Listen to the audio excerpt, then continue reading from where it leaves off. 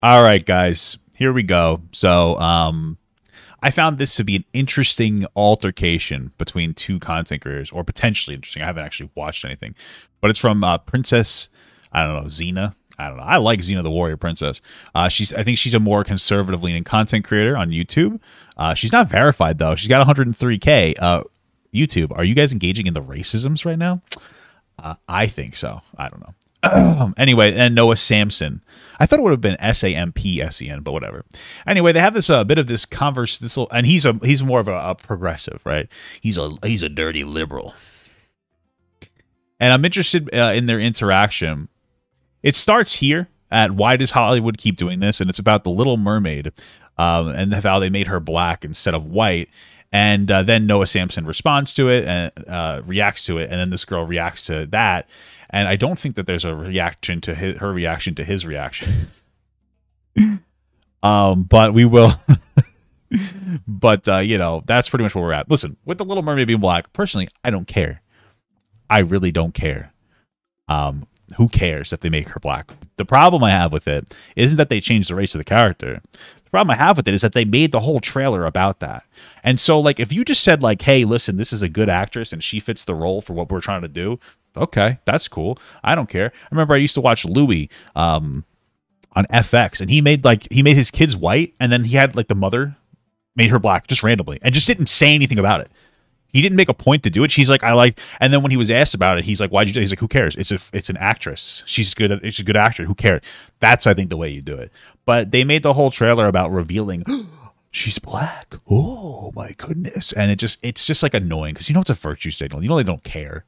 And I feel like there's so many different pieces of media that does this thing where they will they'll do this thing where they will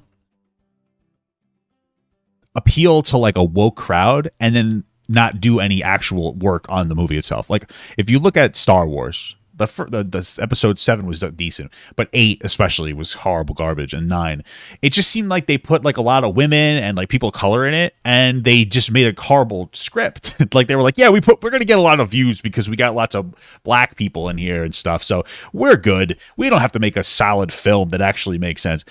That's what I feel like. I feel like that's insulting. You know, I feel like it's insulting. But anyway, let's get this video started. Enough of my gabbering and goobering. Let's go. Mermaid is white, not black. Really, people? We're doing this again? Huh? She looks nothing like the... I'm going to turn myself down a little bit. Tail, huh? They both have the red... She looks nothing like her. How do I even know that she's a mermaid?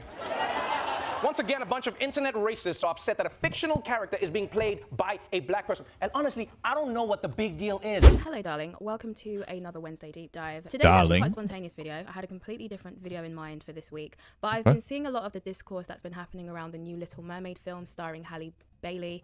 I have to actively think about her name because it sounds so similar to Halle Berry. That's what I was just thinking. I'm right with you on that one, girl. I'm going to turn the sound off on my video game, though. And so my brain wants me to say Halle Bailey. Okay, I'm probably going to mess it up at some point, but bear with me. So yeah, a lot of people have been talking about the new Little Mermaid film, and there's a lot of discussions on both sides. Some people are really upset about the fact that they've race swapped her. Some people are happy about the fact that they've race swapped her. I actually have some opinions. I could see why, like, people would be happy about it. Like, listen, bro, I can understand why some black kids might be like, oh, I identify more with this. But then I've heard other like black people tell me that they're like, but like, they don't care. They're like, I don't care that it's doing it. I really just don't care. I don't need the character to be black in order for me to identify with it. So I don't know. I guess it just depends on the person, and what they feel like, you know, helps them feel more represented. But again, you know, I think it's more, I mean, I don't personally, I just feel like it's fine. Like, I get it. Like, some more representation for some younger people, maybe trying to feel good about a character. But I've heard both ways. Opinions on this particular topic of race swapping, and so Is she really quiet? I'll turn myself down on the subject. Yeah, I do think that within the mainstream, it's lacking, the discussion is lacking a lot of nuance, and it seems like the summary of the takes that I've seen so far is very much race swapping good. If you disagree, bad, you bigot. And I have a lot of issues with this for a number of reasons. I'll say some people are like legitimately just racist and just don't want to see a race swap character because they don't particularly care for black people. Like, there are people like that. I'm not saying it's all. I'm not even going to give you a percentage, but there's a lot of people who are like that. The reason is because I think that the argument that everybody who disagrees with this race swap is a racist is incredibly lazy. Unfortunately, it seems like nowadays we're living in a time where people don't care to understand people with different views to their own. It seems like if someone disagrees with you, the quickest way to shut them up is to call them some kind of phobic or some kind of ism. Nuance seems to be dying on the internet, and it's very sad. Well, listen, girl. I don't know if there ever was nuance on the internet in the first place. It's very depressing because I think that this topic, I can understand both sides of it, and I think that the solution is actually very straightforward, and I don't think people need to be even arguing about it, in my personal opinion. So I'm going to share my observations as to why the two sides have the views that they have and how we can meet in the middle. Now, I turned myself down so that I'm equal to the person, so you could turn the video up. That's what I did. You know. The debate is a lot more complicated than I think people wish it was. People seem to really like to oversimplify it by simply saying, those who disagree with this are racist. And as I said before, I think this explanation is beyond lazy. And the reason for that is because, first of all, it's not just white people or non-black people who disagree with this race swapping that Hollywood keeps doing. There are also a lot of black people who are very frustrated and irritated by the fact that Hollywood keeps race swapping. So to just brand everyone who disagrees with this decision as racist and to assume that all of them are white is very ignorant, in my opinion. Not only is this explanation lazy, but it also doesn't make a lot of sense, because if you truly believe the only reason why people would be upset with this race swap is because they're racist, and your idea is that people just don't want to see a black mermaid or don't want to support a black Disney film, then why is it that other Disney films that star non-white characters with non-white Western cultural themes within the plot have been massive successes? Why was Moana a success? Why was Encanto a success? Why was The Princess and the Frog a success? Why was Mulan? Bro, can I just? It's true. Those are actually pretty good movies. I actually liked Princess and the Frog a lot. I thought the story was really good. I do think that they should have made that white girl, that spoiled white girl, they should have made her chubby. She just seemed like she should have been like a chubby Southern belle, you know? But that's my only real issue I had with the movie. Why was The Emperor's New Groove films? Why were they a success? I could go on and on, because this is not the first time that Hollywood has made a non-white character be the lead. And not only have they made non-white characters be the lead, but they've also done stories that centered around non-white Western culture. True. And these were major successes. So how is that so? If people... By the way, Emperor's New Groove is actually goated. Like, really good.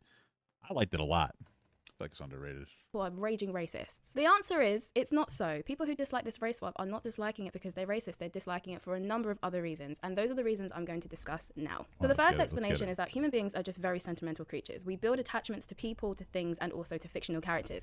Women and girls, like females in general, tend to be the biggest people who do this. I mean, remember that whole Team Edward versus Team Jacob thing? I'm convinced that we lost our minds for a brief period of time during that Twilight era. But stuff like that just kind of shows you how much people... Bro, that was crazy. Spoiler alert. I watched the last Twilight movie in the theaters. It was the only one I really had, or at least I saw the first. I think I saw the first one and then that one, because I had my girlfriend at the time wanted to see it.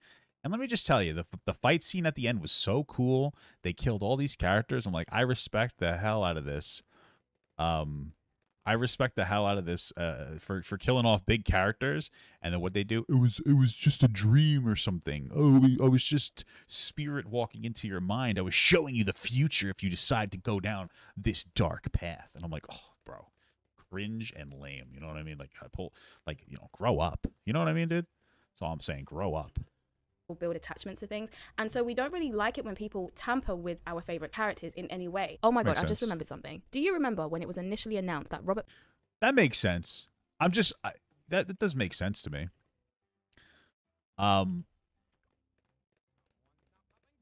a lot of people, and there's some people in the chat saying it too, it's like, why don't you just make a new movie with like a black character? And that's a good question. Why not just make a new movie with a black character? You know what I mean? Like, there's some good black characters, like Blade. Right? Is that what it is? Who am I thinking of? Wesley Snipes. Anyway, I think, and this is actually like a little interesting because we've been seeing this is also like we're in the age of like revamps, right? And I saw this interesting thing. I think Matt Damon was talking about it, and he was talking about the reason why that there aren't revamps anymore is because it's so much harder to take a risk on creating like a crazy film now because people aren't really going to the movie theaters anymore. It was interesting.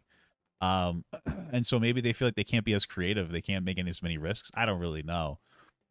But Robert Pattinson would be playing the role of Edward Cullen. Twilight fans lost their minds. They were so angry because they didn't want him to play Edward. And the crazy thing is, he wasn't even being recast. They were just angry because he didn't match the image they had created in their heads of what Edward looked like from reading the books. So imagine that's how people react when a character hasn't even been cast or established yet in the real world, let alone when it already has. Even if you're not changing their race, any type of change can be a problem because people just simply don't like it when you tamper with characters. Examples of this I can think of is in the UK, there's this really popular TV show called The EastEnders, and The EastEnders used to get into a lot of heat every single time they would recast characters because they did it fairly often. There's been so many characters that when I used to watch it, I don't know how the show is now, but there were so many characters that they recast and people didn't like it. The people they were recast with looked very similar, they were the same race, whatever, but people just were not happy about it. Other examples, you know, that makes sense. I get what she's saying. You know what's interesting though? Like I wonder, because I don't know who the fake Halle Berry is. I don't even know what her name is. I forget. She'll say it soon.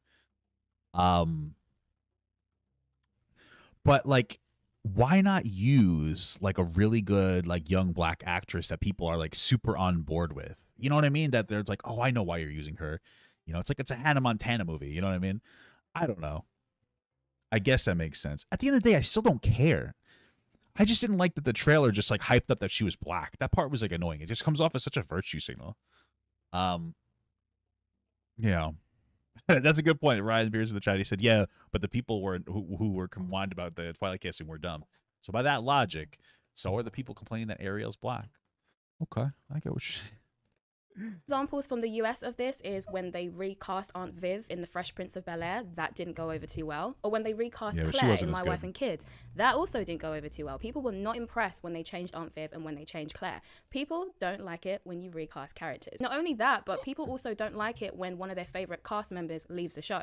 So for example, I'm sure there's at least one show in your life that you really loved, and then one of the characters was either recast or they left the show, and now I'm positive that you weren't very impressed by it. So in general, because of how sentimental we are, when we fall in love with things, we want them to stay exactly as they were when we first fell in love with them, and so we don't like it when people start changing them or start tampering with them. Not only are we super sentimental and hate it when any of our favorite fictional characters are tampered with or changed in any way, but this feeling becomes magnified by 100 when you add in the extra component of nostalgia. For example, over here in the UK, Bob the Builder was really popular when I was a kid, and most of us grew up with Bob the Builder looking like... Did they make him, they turned him into the guy from that 70s show, didn't they?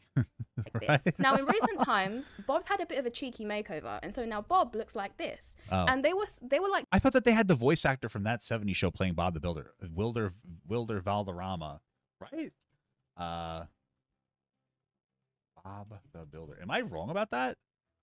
No, he did play it, right? They made him like, yeah, they made him like Hispanic or something, right? Is he Hispanic? I don't even know anymore, but you get what I'm saying. 30-something-year-olds who were very upset by this and were just like, that's not my Bob.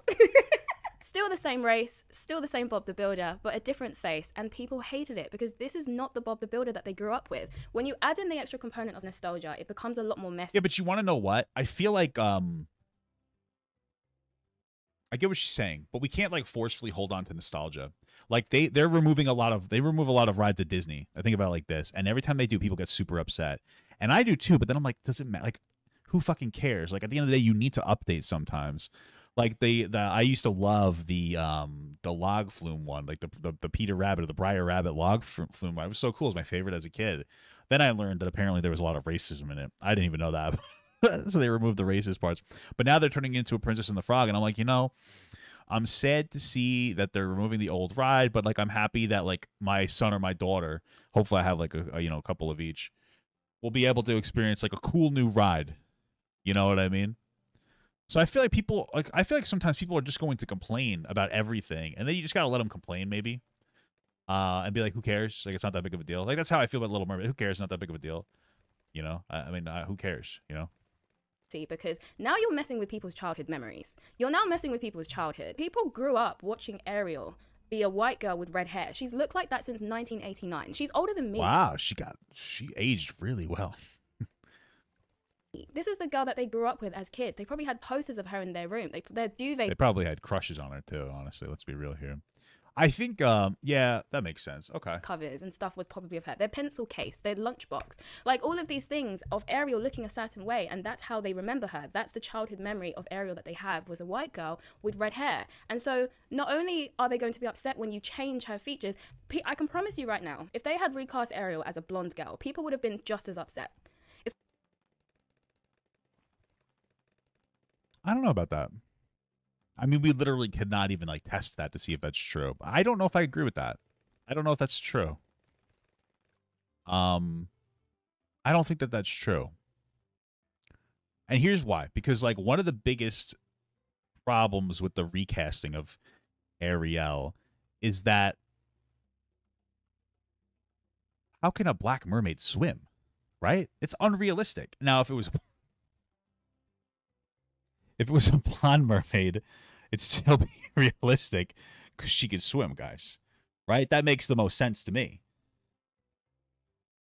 I'm just kidding, by the way. Okay, that's a joke. It's a bad joke. Okay, but yeah, I think that people are more upset. I don't think it would have been as intense. I do think that there could be a racial element for some people, maybe not everybody, but I don't think it would have caught a bunch of like internet conservatives, like the Ben Shapiro's of the world, if they just turned her blonde instead of like black. You know what I mean? It's got nothing to do with the fact that the new Ariel is black. It's everything to do with the fact that the new Ariel doesn't look like the original. It doesn't matter how you would have changed her features. As long as she doesn't look like the original, people would have lost their minds, as I've just shown you with all these other examples of recasts that didn't go over too well, even if they were still within the same race. Because people don't like it when you change their favorite characters, especially if that's the character that they grew up with and that's the character that they've known throughout their whole childhood. And if Ariel's looked like that since 1989, she's a lot of people's childhood. That's a lot of people you've just pissed off with your decision to race swap. And the last component that I've noticed for why people dislike these race swaps is that I've noticed that as Hollywood strives to become more inclusive, they've decided that red-haired female characters are going to be their collateral damage. And what I mean... I've never heard that before. That's an interesting claim. Well, we're getting rid of the redheads for black people? Really? Is that something that's happening? What? What I mean by that is every time we have new black representation, we lose red-haired white women's representation. I don't think anybody gives a fuck about this. I don't think anybody cares that we're... I don't think this is ever a factor. I don't think anybody really cares. I feel like I've never heard that before. That's a new one. I don't think that that's true, but okay. Every time we have new black representation, we lose red-haired white women's representation. So, for example, with the new Tom Holland Spider-Man films, where the new Mary Jane is no longer a red-haired white woman, she is now played by Zendaya, and so she's now being portrayed as a black woman. We had the same situation with Annie. I feel like nobody cared about those race swaps, though, which begs the question, why do people care about this race swap then? But I feel like nobody cared at all about those ones, so yeah. Also some other comic book characters, some classic comic book characters who are redheads who have now been replaced by black women. And so the Little Mermaid Ariel seems to be the new addition to this trend that Hollywood seems to be doing. So it seems as though as we black women get more representation, women with red hair seem to keep losing theirs. And I think that this is probably one of the biggest issues as well for some women who... listen, maybe, but I don't think a single person has been like, oh my goodness, like they're getting rid of the I don't think I've seen a single person make that argument. I don't think that's a solid argument. But okay, I guess it's something. I've never heard that before. I think it's interesting, but I don't think I've ever heard anybody actually complain about that. People will start to pretend to care about that now because they heard her say, and she's like, you know what? I didn't think of that argument, because nobody cares about it. Nobody's thinking about it logically. I think for the most part, they're just like having emotional responses. But okay. Grew up on Ariel. Ariel was the only Disney princess with red hair. There was no other Disney princess with red hair when I was a kid, and so there were a lot of girls with red hair who looked up to Ariel because she was their only representation. She was I don't even think you know that many girls with red hair, bro. Come on, you're fibbing on me a little bit here. I'm saying you're fibbing a little bit here. Only Disney princess. And so, you know, for a lot of girls, Ariel's a very meaningful, impactful character to them because they were able to see themselves. Because the blondes have many to choose from, okay? They grew up with Cinderella, Aurora, Rapunzel. You know, they weren't struggling for options of representation. Whereas the redheads, they only had Ariel. And so here's the thing, is that like if you're gonna like use this as an argument that these young redheaded girls are so adamant, it was such a powerful, positive experience for them to like the Little Mermaid and like other redheaded characters, and that's why we shouldn't get rid of those, then you should understand why like a lack of black characters from the past could potentially upset a bunch of little girls as well, right?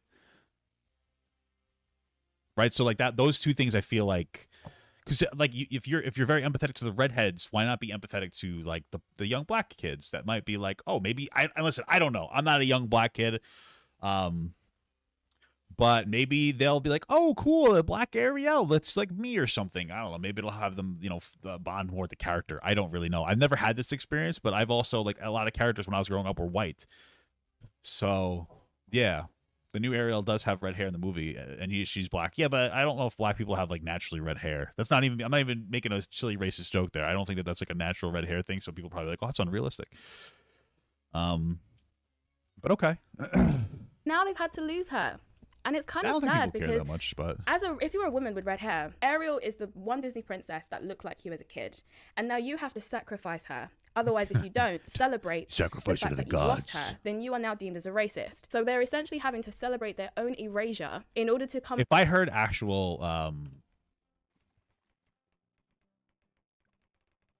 if I heard that argument from like somebody who's like a young redhead, I would be like, okay, I get what you're saying, but I've never heard it before, so I'm very skeptical of what you're saying. Across as open-minded and inclusive and progressive, and it's messed up. Imagine being put in a situation where you're forced to celebrate your own representation being erased in order for you to be deemed as being on the right side of history. Now, of course, I'm very empathetic to the people who are celebrating this race swap. I completely understand why they are. You know, growing up in the Western world, one of the things that comes with being a minority is that you are going to be represented less in the media. Of course, that is changing a lot now. There's far more representation than there ever has been. But the people who grew up loving these Disney princesses and never really seeing themselves represented, I think those feelings of exclusion still linger in some people. And so when they see themselves represented as maybe their favorite childhood Disney princess, they get really happy about it. And so that's why I think they're celebrating this and are excited about it. They want to see these classically white characters being portrayed as a character that looks like them. And I've also seen a lot of really cute videos online of young black girls reacting to the trailer and being really excited because Ariel looks like them.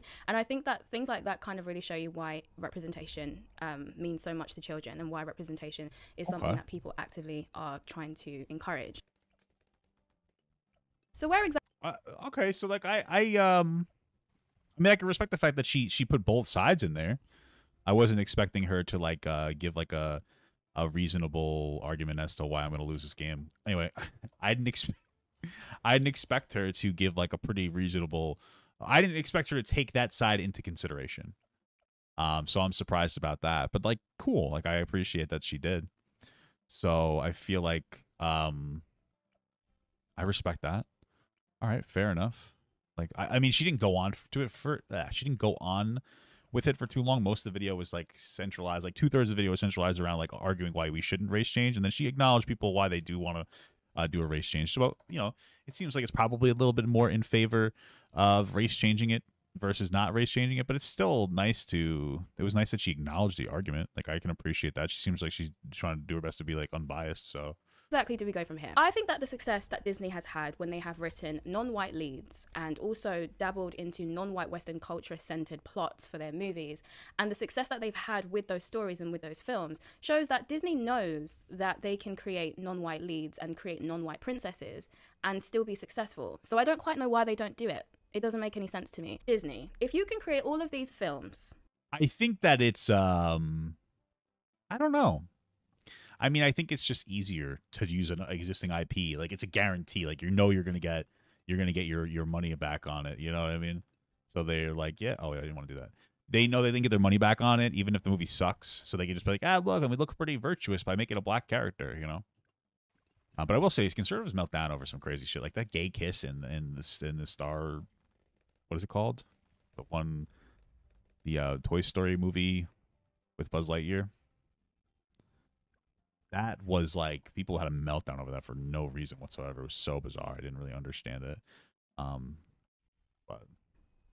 And you can also create TV shows like this and those be successful. Yeah, sure. And movies like Black Panther, which featured 99.999% of a black cast and broke records for its success. There is no excuse anymore to not write original black Disney princesses.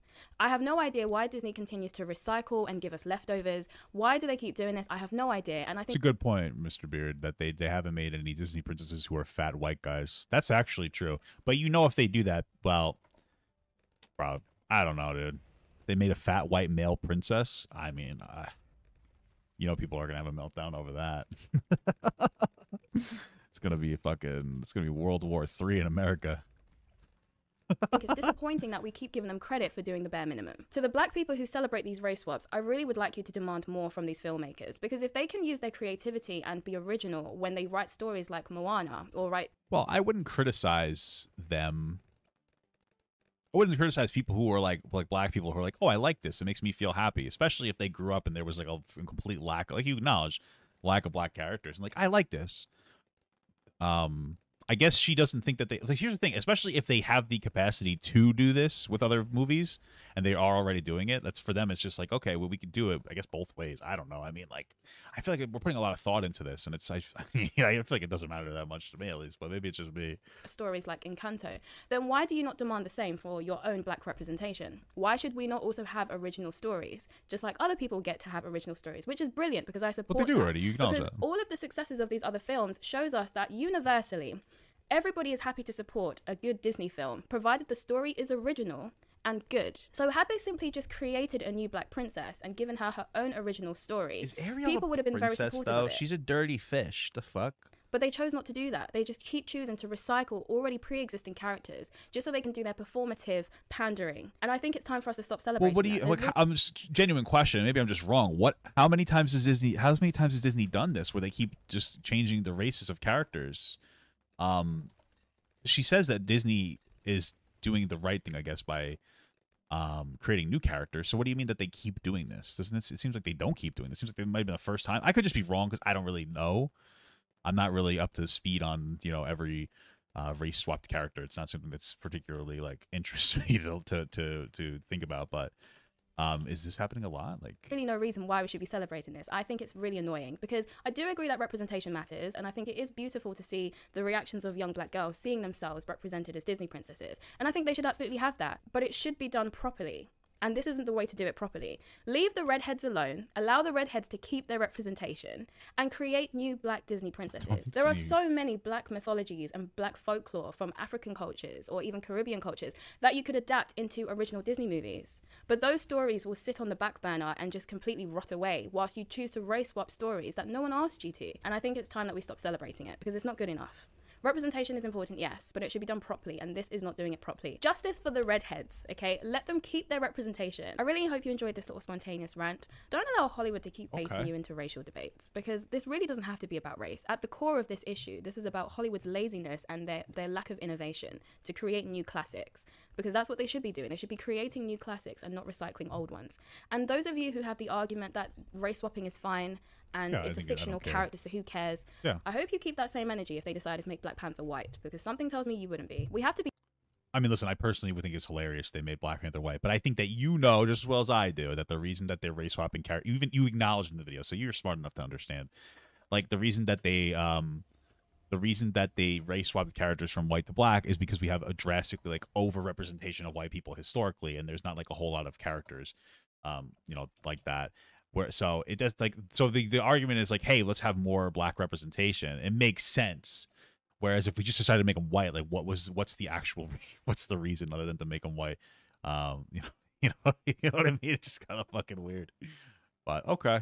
Be fair, but that's all now. If I keep going, I won't stop talking. So thank you very much for enjoying this video. If you liked it, then do like and subscribe. I'm also on other socials if you want to check me out there. I will see you on Saturday. Okay, so the video wasn't too bad. Obviously, I disagree with her for some of the stuff, but I thought it was like a pretty intelligent, well thought out video. I respected the take. I do think that the redhead thing was like ridiculous. Nobody ever. I've never seen a single person like say that.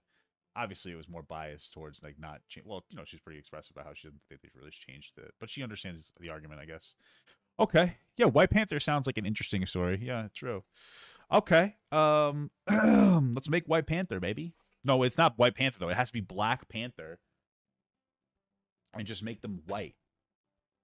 Right? Make it Jamie Kennedy, Malibu's Most Wanted. Anyway, now we're on to the next one. I guess Noah Samsen saw the video. He didn't particularly care for it. So let's take a look at the video. Hey everybody, welcome back to the channel. Today's video is a response. He's a little loud, so I'm going to turn myself back up. And I'm going to have to do a little bit of tinkerbelling in the audio. to a creator called Patience Xina. Not sure if it's Gina or Xina. I haven't seen it pronounced anywhere, so I'm just gonna call her Patience from here on out. Hope that's okay. The video is titled "Why Does Hollywood Keep Doing This?" and concerns the recent controversies surrounding the casting of the actress and singer Halle Bailey for the role of Ariel. That's it. Halle Berry gets in my head. The white red-headed mermaid character in Disney's upcoming live-action remake of their 1989 film, The Little Mermaid. Before I get into the video, I'd like to go through a little disclaimer here, if you guys don't mind. If you guys do mind, sorry, because I'm doing it anyway. So when it comes to political critique on YouTube, a good general rule is to only respond to creators that are larger than you. The reason being that their ideas are usually getting as much or more traction than yours and are therefore more worthy of response and debunking. I think that's silly. Personally, I think that like it's perfectly reasonable to respond to anybody as long as you're just respectful. That's the whole point. Especially since like you know, this could, I mean, it looks like it had a positive impact on her channel. I think, right? Like he showed Patience Xina, and I think that she had 82,000 subscribers at the start of this when he did it, and now she has 103. So it seemed to be good for her. Again, as long as it's respectful, I don't care about it. I feel like Noah Samsen's just sweating a little bit, but yeah, I think you should be able to respond to whatever, dude.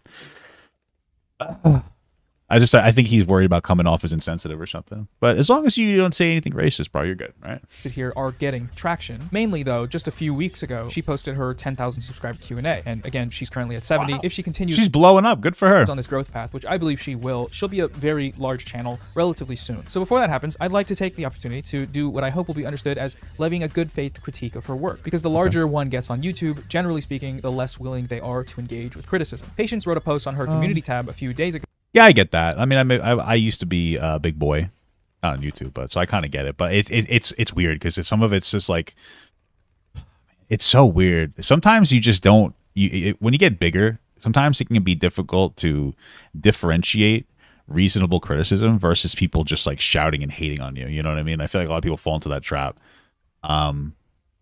Unfortunately.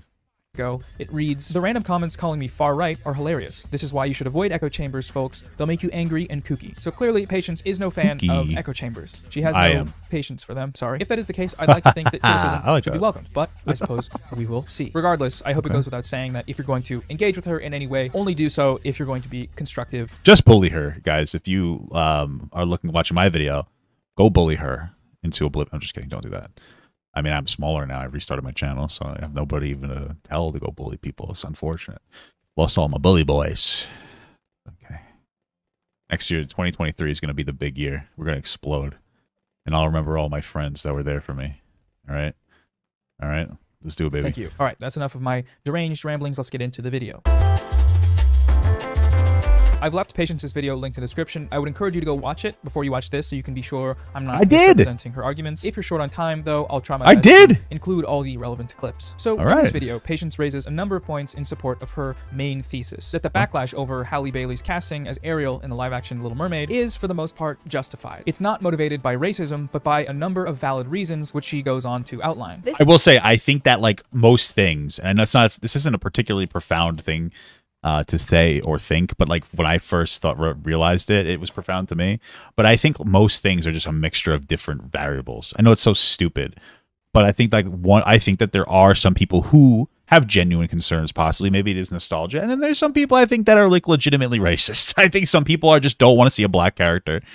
I don't think. Honestly, I think it's a little bit of both. You know. Side of the debate is a lot more complicated than I think people wish it was. People seem to really like to oversimplify it by simply saying those who disagree with this are racist, and as I said before, I think this explanation is beyond lazy. People who dislike this race swap are not disliking it because they're racist, they're disliking it for a number of other reasons, and those are the reasons I'm going to discuss now. The conclusion, which is framed as a compromise of sorts, is that we need more standalone non-white stories instead of recasting white roles with non-white actors. So had they simply just created a new black princess and given her her own original story, people would have been very supportive of it. But they chose not to do that. They just keep choosing to recycle already pre-existing characters just so they can do their performative pandering. And I think it's time for us to stop celebrating that. Before we address this conclusion and some of these reasons, I want to talk for a moment about bias. Throughout this video, Patience describes how this controversy over race swapping is not getting the nuance it deserves. She laments the way that the mainstream discourse surrounding it is driven. I do agree with her. It doesn't mean I agree with her perspective, but I do agree that people aren't really being very nuanced about it.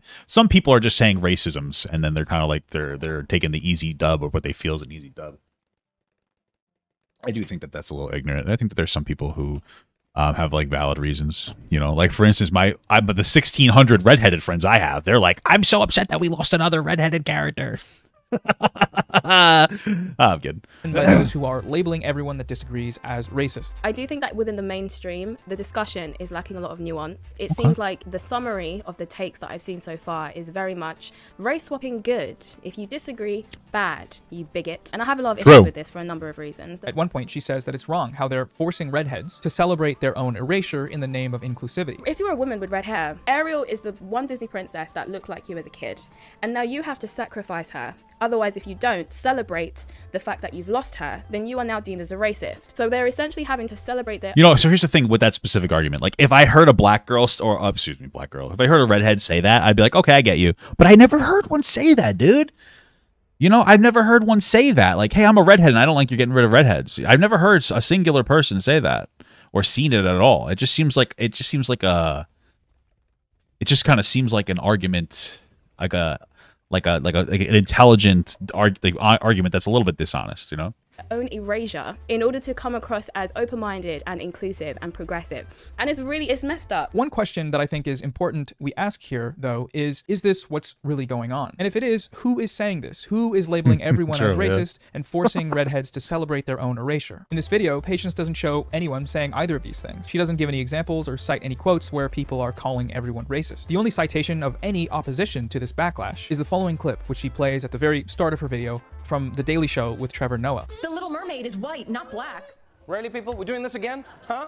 She looks nothing like they both have the tail, huh? They both have the red. She looks nothing like her. How do I even know that she's a mermaid? Once again, a bunch of internet racists are... I feel like a mermaid would be like super scary and ugly looking in the real world, bro. Honestly. And I think the biggest problem I have, all jokes aside, I think that the biggest issue I have like with the race swap is it is unrealistic. Like people don't understand how unrealistic it is. But honestly, like to me, it's like, what's next? Are you gonna start having like fish sing? You know what I mean? Like it doesn't make any sense to recast a mermaid character to black because they would you'd be white under the ocean because you're not getting any sun.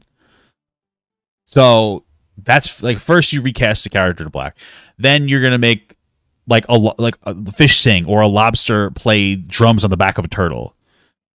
It doesn't make any sense. You know what I mean? It should stay faithful to the original Little Mermaid.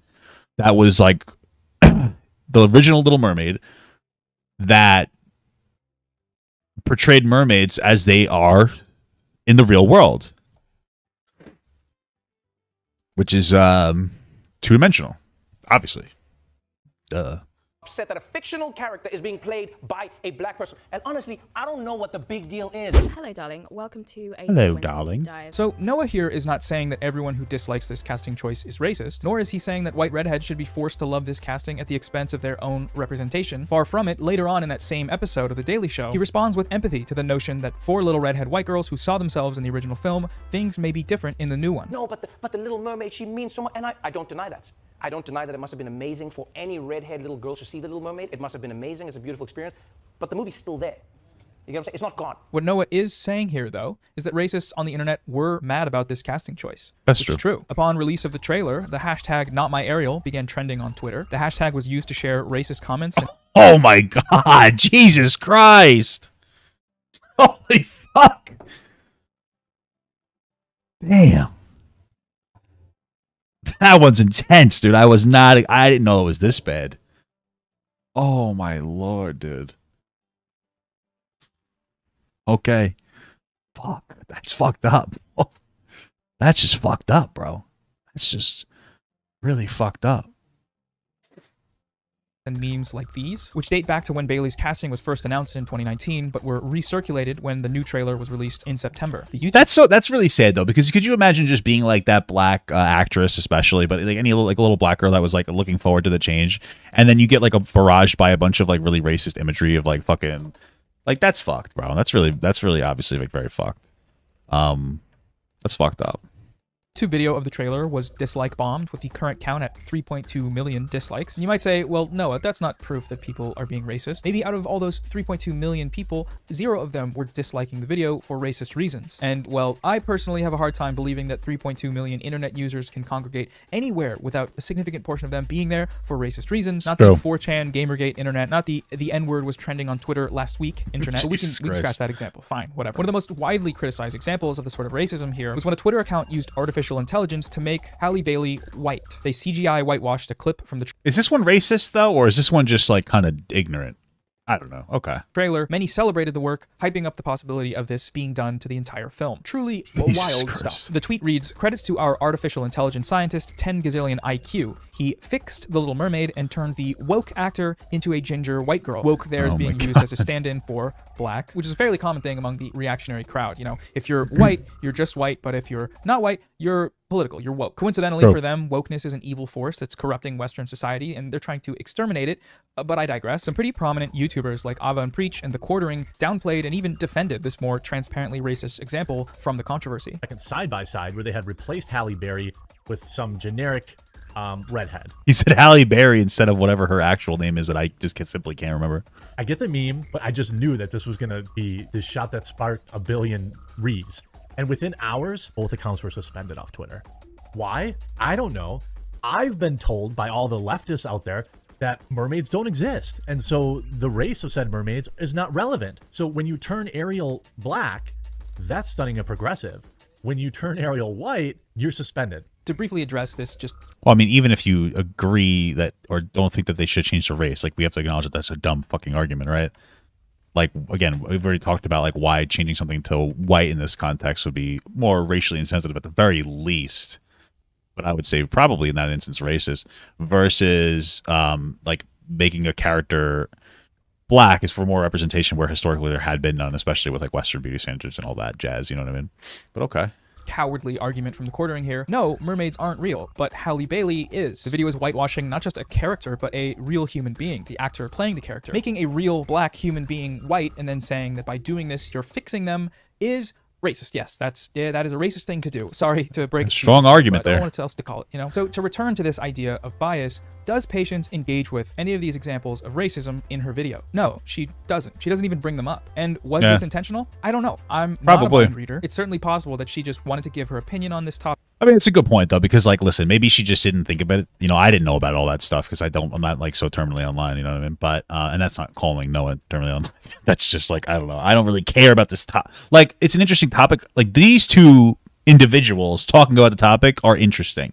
The topic itself, you know, like, I don't know why people care so much about the fucking race of the Little Mermaid. Like, it just means so very, you know, it's little to me, honestly.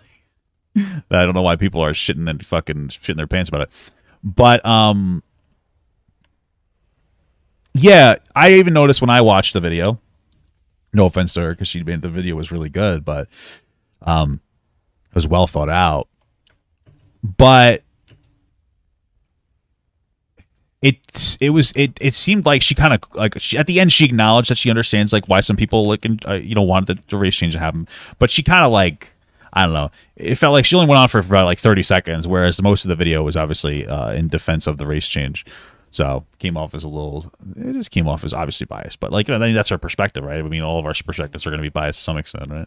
Topic, give voice to the points that she felt were underrepresented and hadn't looked into any of these examples of racism. But what I do know is that without doing that, in this video, she is presenting a very biased view of this controversy. One that fails to accurately portray the opposing viewpoint that there may be some legitimate concern over the racist origins of this backlash. And so what's the problem with all this then? Well, see, this sort of bias in online content is how echo chambers form. If an audience member is willing willing to take Patience at her word, willing to accept the assumption without evidence that the mainstream media is calling everyone racist, willing to believe that no racism is actually occurring, that everyone objecting to the casting is doing so for totally valid reasons, then it's possible that they already have some form of conservative bias or anti-woke disposition. Or if they don't, then this video and subsequent content that will get recommended to them, content that without evidence narrativizes about woke Disney and the epidemic of false racism accusations, that content will help them develop this conservative anti-woke disposition. And given that this video currently has a 99% like to dislike ratio and very little dissent in the comment section with thousands of— How accurate are those things that bypass the like ratio though?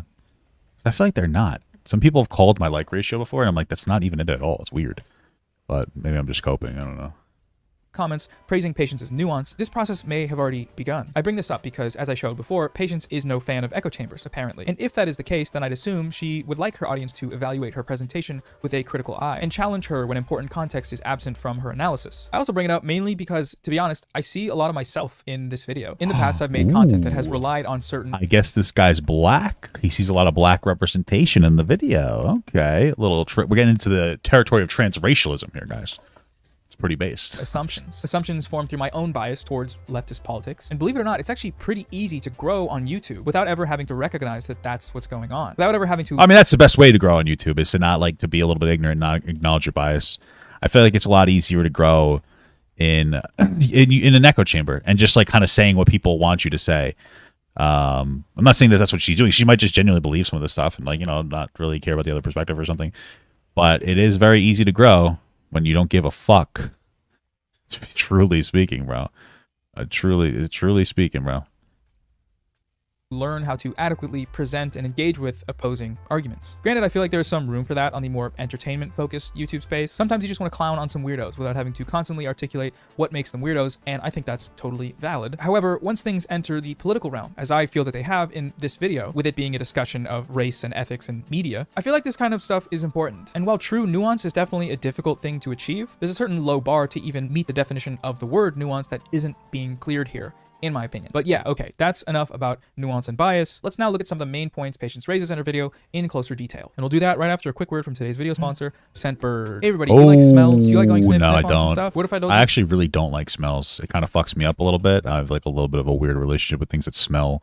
Even if they're good, I get like, I don't know, it fucks me up. It's like a sensory thing.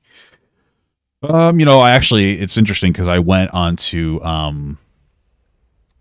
TikTok and I actually found out I got diagnosed with that. I have autism because I have a sensory issue with smell. So everybody that has sensory issues has autism, apparently. If you ever go on that app, it's quite enlightening. It's crazy how these like literal 16-year-old people, I'll say, are able to diagnose, and they've gotten their degrees so quickly. Like Doogie Howser, is that what it is? Or the other one with the you know what I'm talking about? That one guy that actually has autism in that show. I don't think he actually has it, but you know what show I'm talking about? I don't know what it's called. Anyway, let's move on. You could do that on your body. It would smell great, and you would do it whenever you want to smell good.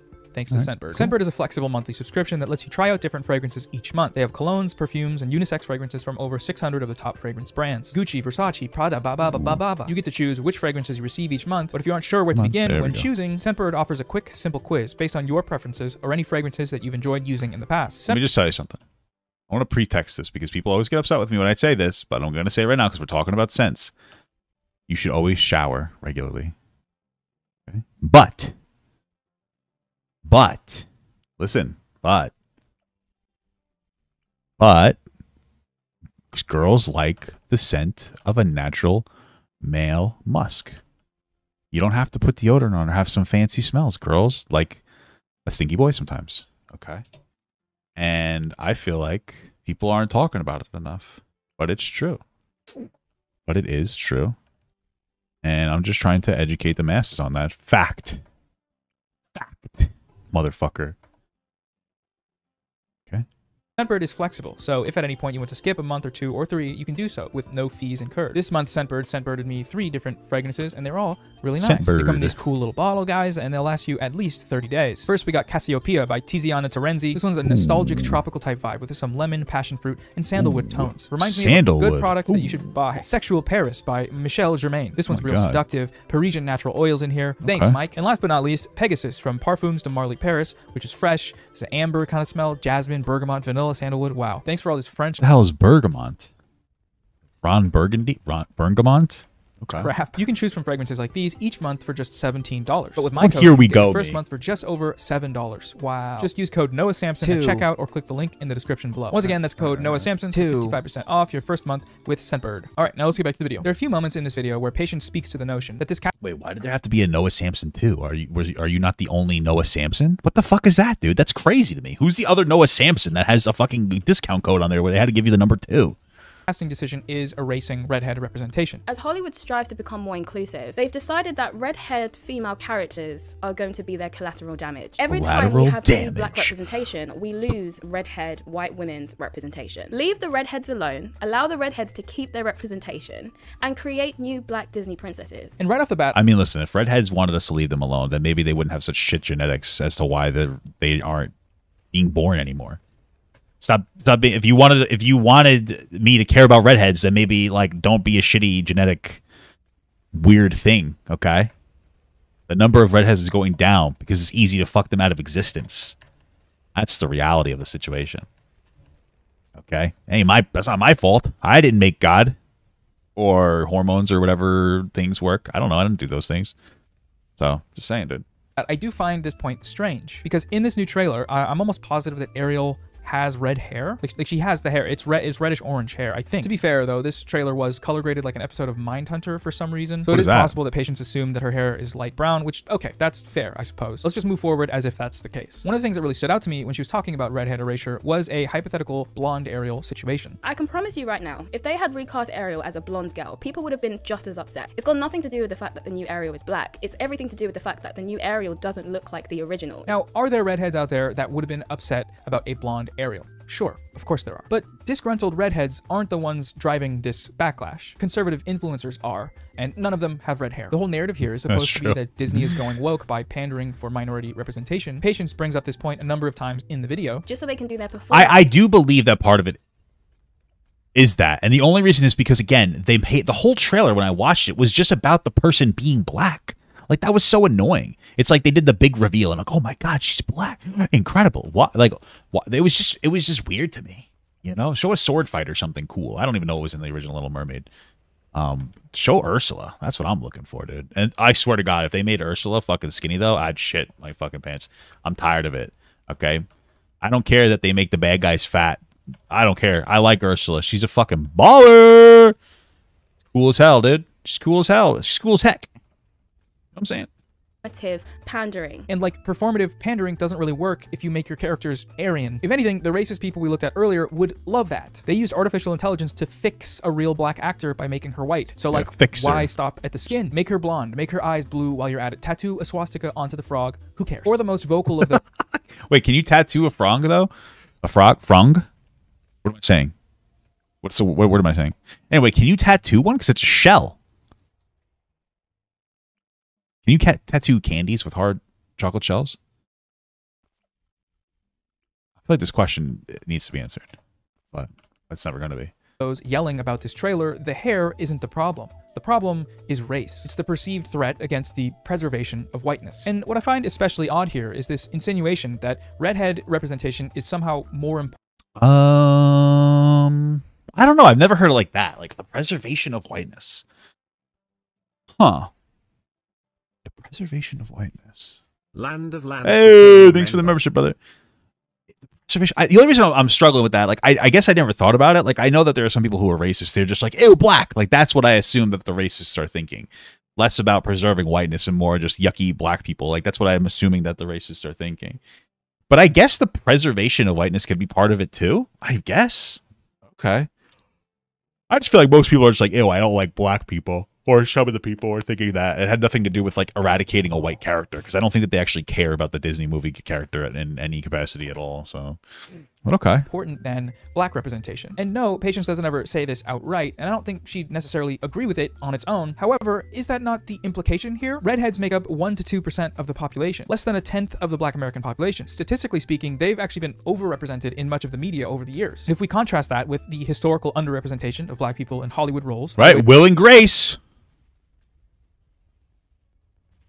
I just wanted to say Will and Grace, and then that's it. Okay. Of racist exclusion, the countless examples of Hollywood's whitewashing of non-white characters, and blackface, of course, there's that. Justifying the backlash here in the name of representation doesn't make any sense. Not unless one of those forms of representation is more important than the other. Thankfully, though, woke Disney isn't pitting these groups against one another because, as we looked at before, she has red hair in the trailer, and in a way, I feel like that's what makes this casting kind of an interesting case of representation, right? Like, a black actor with red hair is a synthesis, in some sense, of these two minority identities. For the young redheads who saw themselves in the 1989 Ariel, Bailey has red hair too. Can they not see themselves represented in this new Ariel, or does she need to be white for that to happen? And if she does, that's like a great opportunity for us to look inward and try and understand what that is. What is it about white? Well, okay, but like in this context, I would say that, like, okay, if there were like little redheaded girls that were like, oh, I really like Ariel being a white ginger or whatever, I've never seen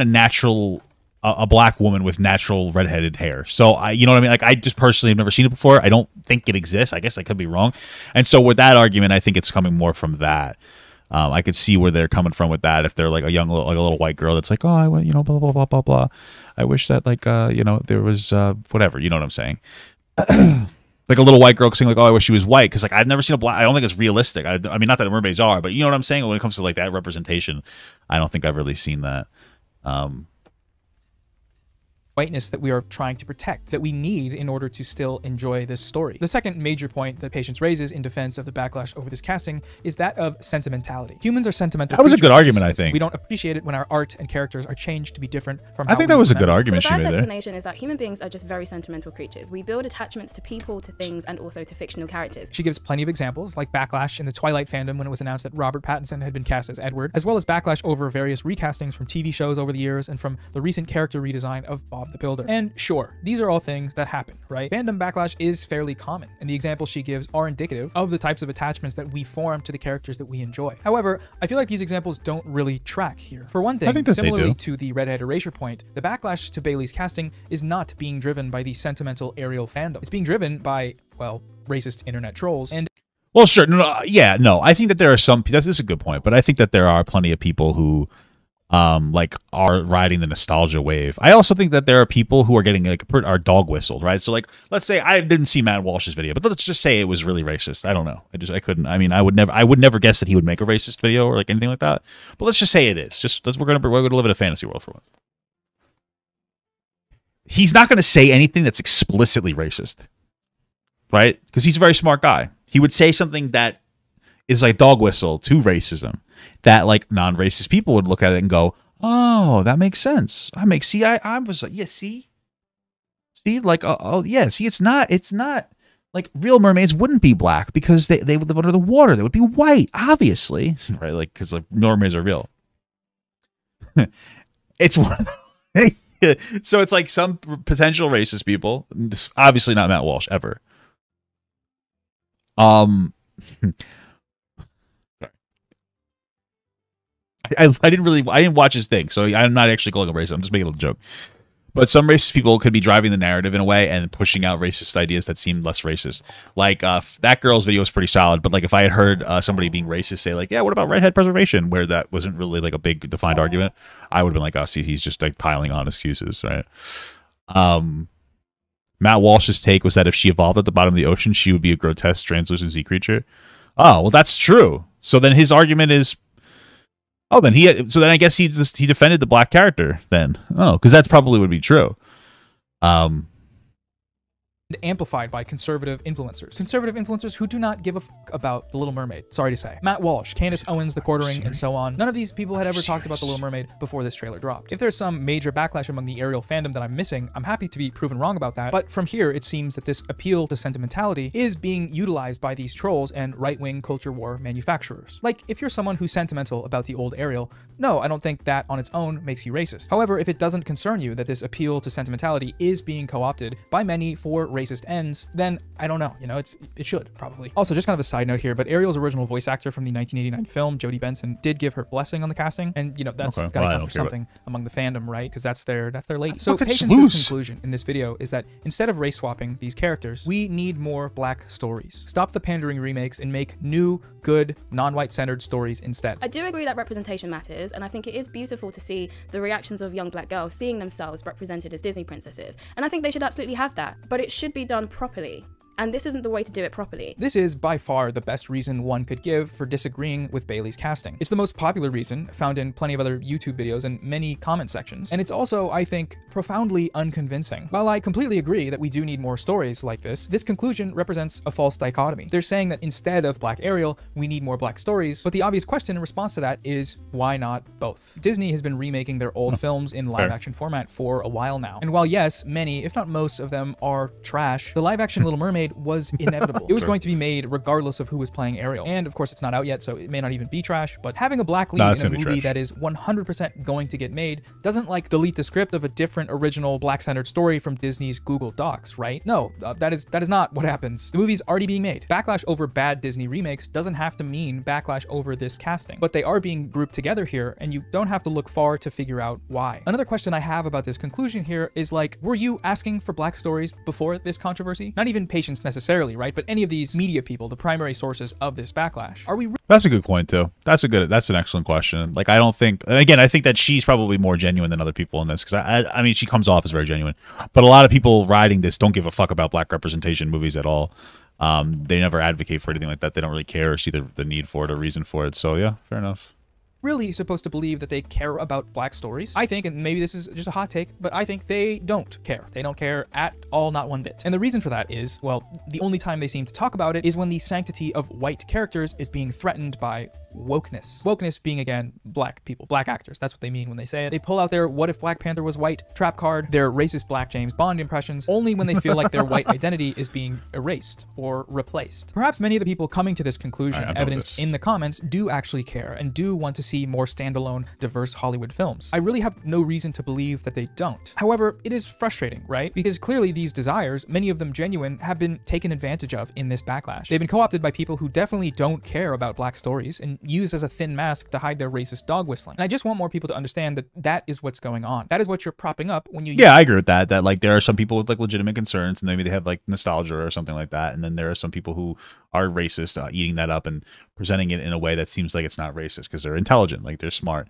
and they're able to co-opt that argument. Use this argument against the casting of a black actor. Towards the end of the video, Patience makes an appeal to the black people who celebrate this casting. Demand more from these filmmakers. Don't let them pander to you by cheaply race-swapping remakes. To the black people who celebrate these race swaps, I really would like you to demand more from these filmmakers, because if they can use their creativity and be original when they write stories like Moana or write stories like Encanto, then why do you not demand the same for your own black representation? What's really wild about this point to me is the assumption that the people celebrating more black representation in media, like Bailey playing Ariel, aren't also advocating for more standalone black stories. That there are droves of black people who want representation at the expense of new original stories. Well, that to me, that begs the question, like, what would happen if there was a big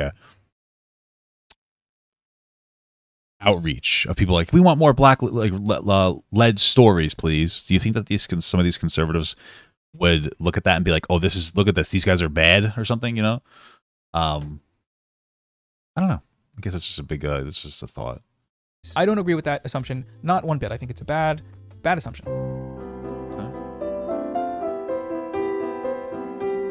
Again, we return to this question of why can't we have both of these things? See, okay, well, that said, it doesn't matter if whether or not I agree.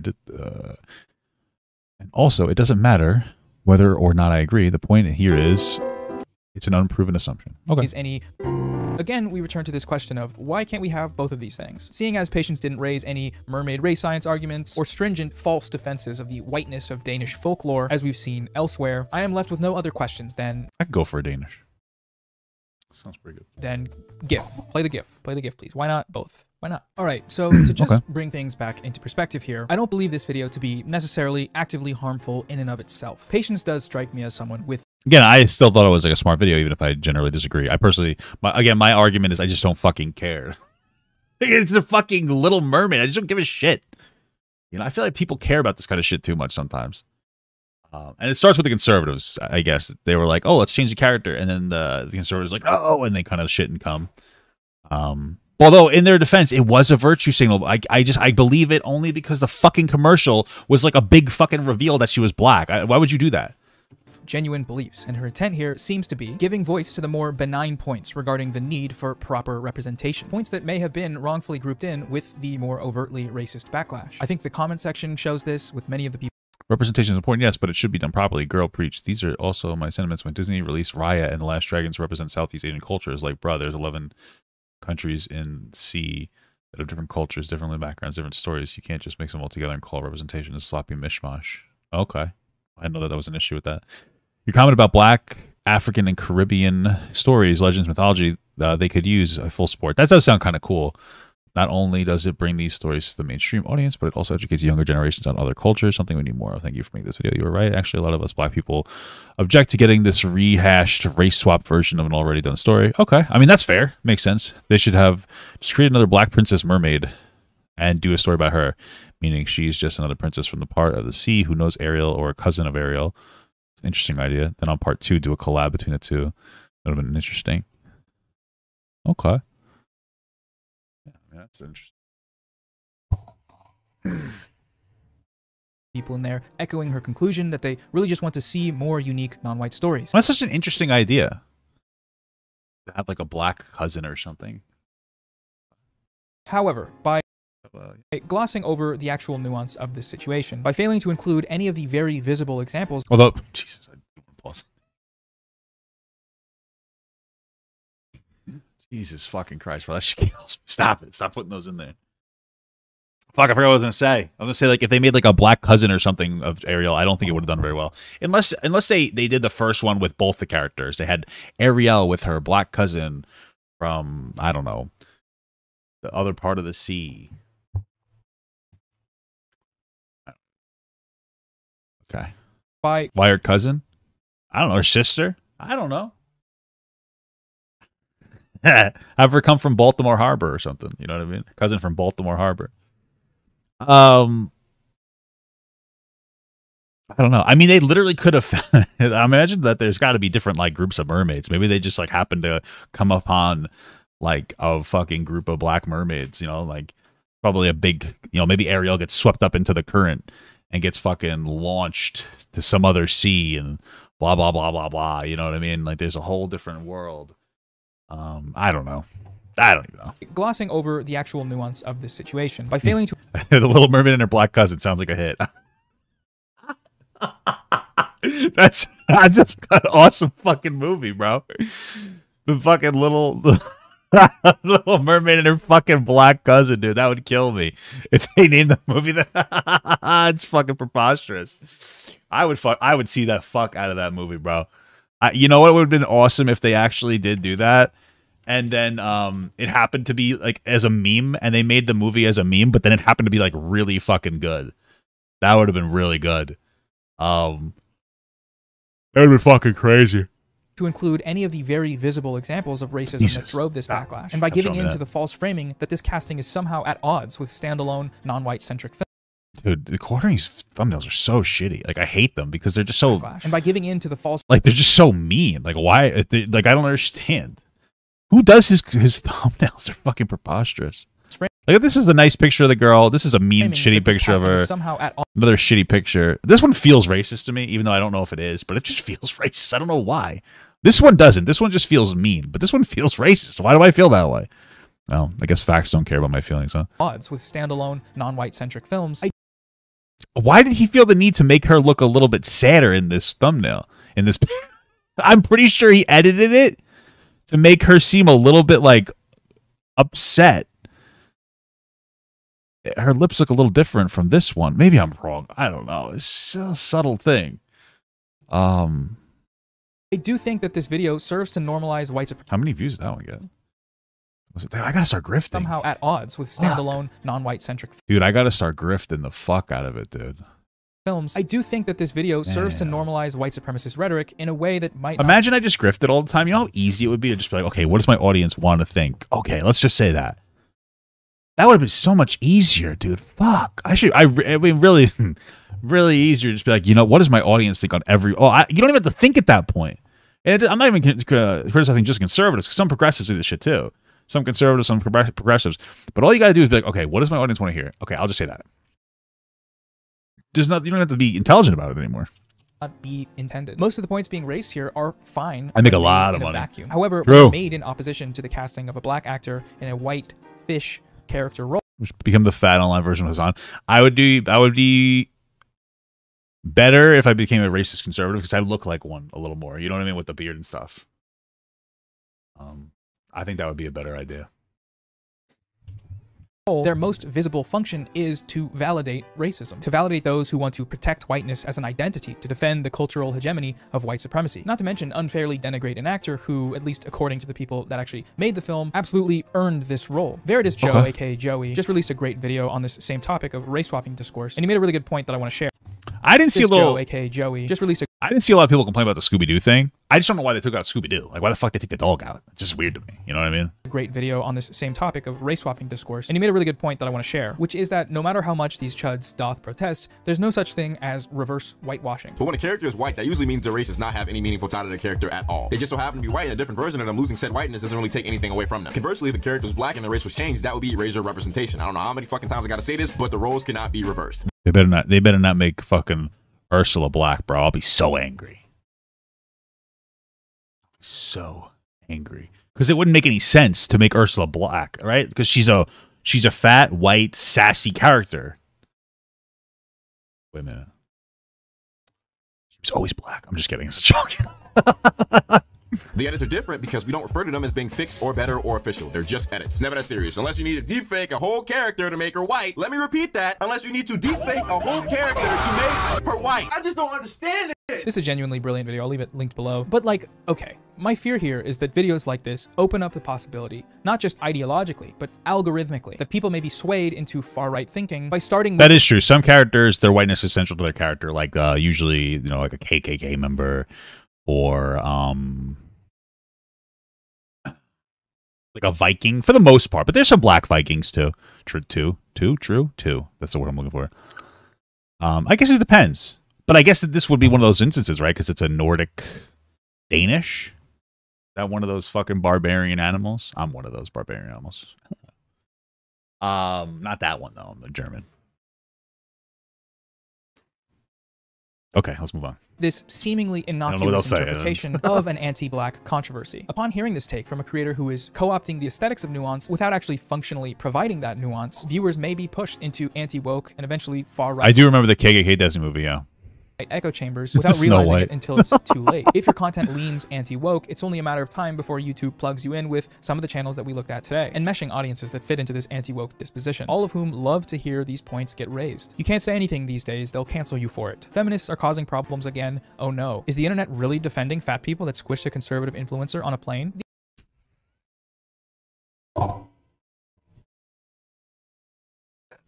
Sorry, I gotta watch that one. What is that? Squish I gotta watch it. I have to watch that one. Wait, fucking squish. That's funny to me. I'm sorry. I know I'm fat, but that made me get laugh. This YouTuber gets squashed on a plane, and the internet says it's her fault. These all strike me as signifiers of a very well-established way to grow on YouTube, a very lucrative way to grow on YouTube. And I don't know, you know, it worries me a little bit because this ecosystem of content, it thrives on the death of nuance. It requires... I don't know why he's putting Gavin Priest with the quartering. I guess because they both had a downplay take on like a take that he disagreed with or whatever. So a nebulous other to be blamed for the decline of modern society, whether that's feminism, cultural... Super chatted $2. One Piece is real. Okay. Marxism or woke Disney. That's been the case on YouTube for a long time, and this strikes me as just history repeating itself. But yeah, that's just what I think. Perhaps you disagree. You can let me know in the comments what you think about it. Thanks for watching. Thanks again to Scentbird for sponsoring the video. Link in the description. Fuck you, Scentbird. Look forward to your response if you decide to make one. That'd be cool. Okay, thanks, and bye everybody. See you later. Bye. Okay, I mean, both videos I think were pretty solid so far. Pretty both respectful takes. I enjoyed it so far. Now it's time to watch her response, the long-awaited for response to Noah Samsler. Let's go. think like you, because later on in your video, you say... Whoa! We gotta start from the start. Hello, my dears. Welcome back to my channel. So today's video is an interesting one. So this video is going to be a response to the response made to me by Nuance Samsen. So some interesting things have transpired over the last couple of days. I have had Nuance fans come over to my channel and insult me, as well as one calling me a Nazi. Well, listen, here's the thing. Okay, listen. This argument, I just simply, you're not going to be able to utilize against him, especially because he explicitly said not to bully her.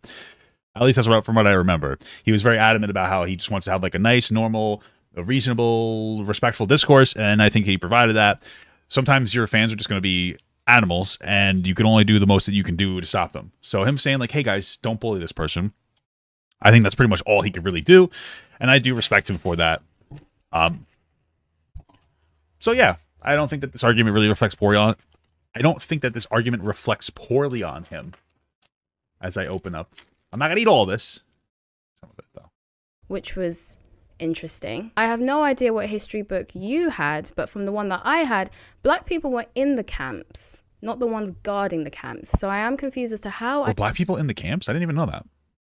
Unless she's referring to the ones... Never mind. Let's... Jesus Christ. I honestly didn't know that. I think I asked my teacher once. I asked a history teacher. I said, "What did Hitler like black people?" And she's like, "Not really."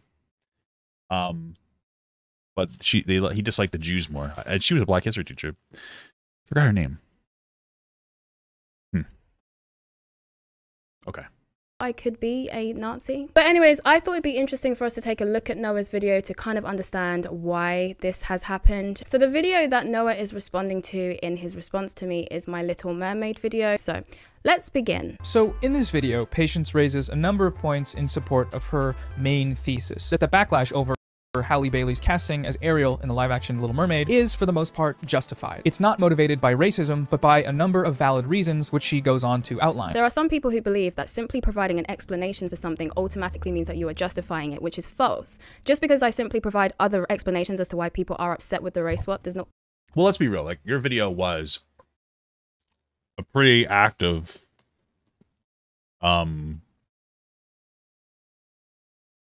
justifier for the race swap, and that's okay. Like, you have or justifier against the race swap, that's okay. You're allowed to have that take. Don't know why you feel offended by him saying that. Basically, that was your perspective, though. It's a little weird to me. To outline. There are some people who believe that simply by racism, casting as Ariel in the live number of points in support of her main thesis, that the backlash over Halle Bailey's casting as Ariel in the live-action Little Mermaid is, for the most part, justified. It's not motivated by racism, but by a number of valid reasons, which she goes on to outline. Yeah, that was her whole point of her video. Some people who believe that simply providing an explanation for something automatically means that you are justifying it, which is false. Just because I simply provide other explanations as to why people are upset with the race swap does not automatically mean that I'm justifying it. Her conclusion. That's what you're trying to... Like, I'm not even understanding why she has an issue with what he just said. Because, like, that was her whole take, which is fine. You have every right to make that take. But why is she saying, well, no, I didn't say that they shouldn't have race swap. Yes, you did.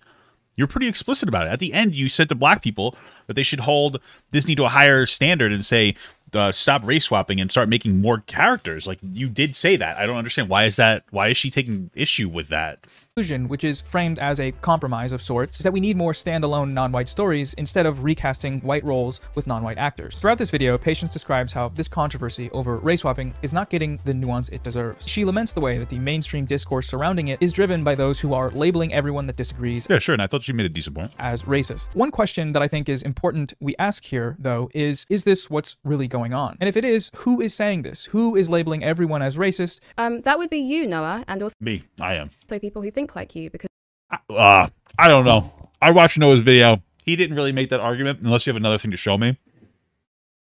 He even acknowledged that there's probably a lot of people who don't think that it's racist, but their perspective is getting like grabbed onto by conservative content creators on the internet. And like they're trying to appeal to them with arguments that don't really sound racist. I talked about it too. He's not saying that. Kind of dishonest there. I'm falling off here. I liked her video a lot. I don't like this one a lot very much so far. Because later on in your video, you say this. The backlash to Bailey's casting is not being driven by the sentimental Ariel fandom. It's being driven by, well, racist internet trolls. So I guess you've answered your own question. One of the most widely criticized by, well, racist internet trolls. So I guess you've answered. Okay, I guess she has a point with that one, where like he's labeling as that, but he does a good job to show that. I mean, he shows a bunch of racist memes and shit. And then again, he does acknowledge that not all the people are racist. It's more about they're driven by racist trolls. Not necessarily all of them are, but it's like a dog whistle type of a thing, you know? Where they're able to use arguments to get people to like latch onto them.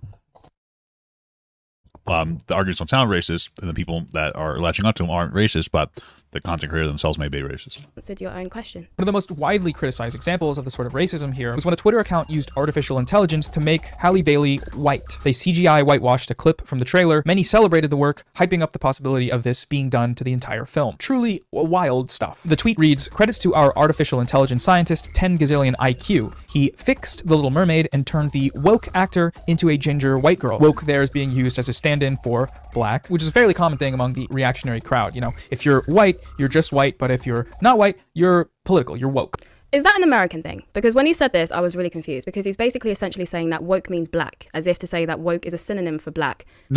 Here's somebody saying, I think you know that. I don't know. What he's saying is in this instance, it's black. But I tend to agree with him. Like, yeah, I guess. Again, I do acknowledge that they made it seems like they made the movie about being black. Okay, well, okay. As far as I'm aware, that has never been the case. Even when the term woke does originate from black Americans, because they used to use it to describe a state of mind. So if you were woke, it meant that you were aware of injustices. Like it's almost as if like your third eye opened, if you will. Like you could see the unseen. My butthole's my third eye. In modern time, it's kind of moved on to mean a variety of different things, not just issues pertaining to black people and racial topics. But I have never ever known the word woke to ever be a synonym for black. So I have to ask my American audience, is that an American thing? Or is that just a Noah thing? Because where is that coming from? If an audience member is willing to take Patience at her word, willing to accept the assumption without evidence that the mainstream media is calling everyone racist, willing to believe that no racism is actually occurring, that everyone objecting to the casting is doing so for totally valid reasons, then it's possible that they already have some form of conservative bias or anti-woke disposition. That content will help them develop this conservative anti-woke disposition. This is the first time that Noah reveals his true intentions with this video, when he starts to mention things like conservatism and how he dislikes people who have anti-woke rhetoric. Because I truly believe this video has nothing to do with Ariel and nothing to do with black representation. I think that what Noah truly cares about is politics. If an audience member is willing... Why can't he care about both? Like, even if you disagree with Noah, that's totally fine. Why can't he care about both? I don't know. Okay. One thing I don't like about her video is that, like, she's trying to she's being very, let's be, in goober terms, online nerd goober terms, she's being very bad faith of Noah. You can... Simply put, you can just think Noah is stinky. You could just think he's a stinky head, and he's wrong. But to go on the argument that he's just virtue signaling, I don't think I didn't get that out of that. This is a well put together argument. You could just disagree.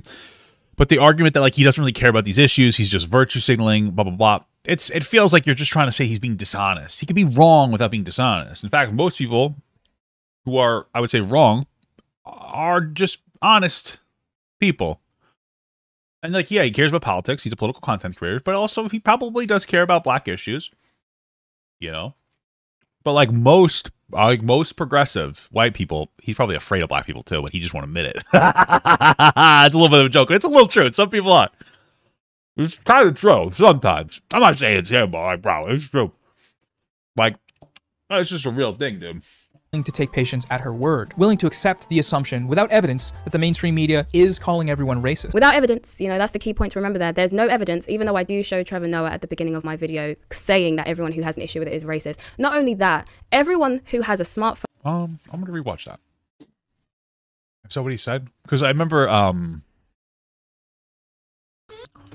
Noah showed what else was said in that episode where he talked about how Trevor Noah acknowledges that there might be redheaded young girls that identify with Ariel. So does Trevor? The Little Mermaid is white, not black.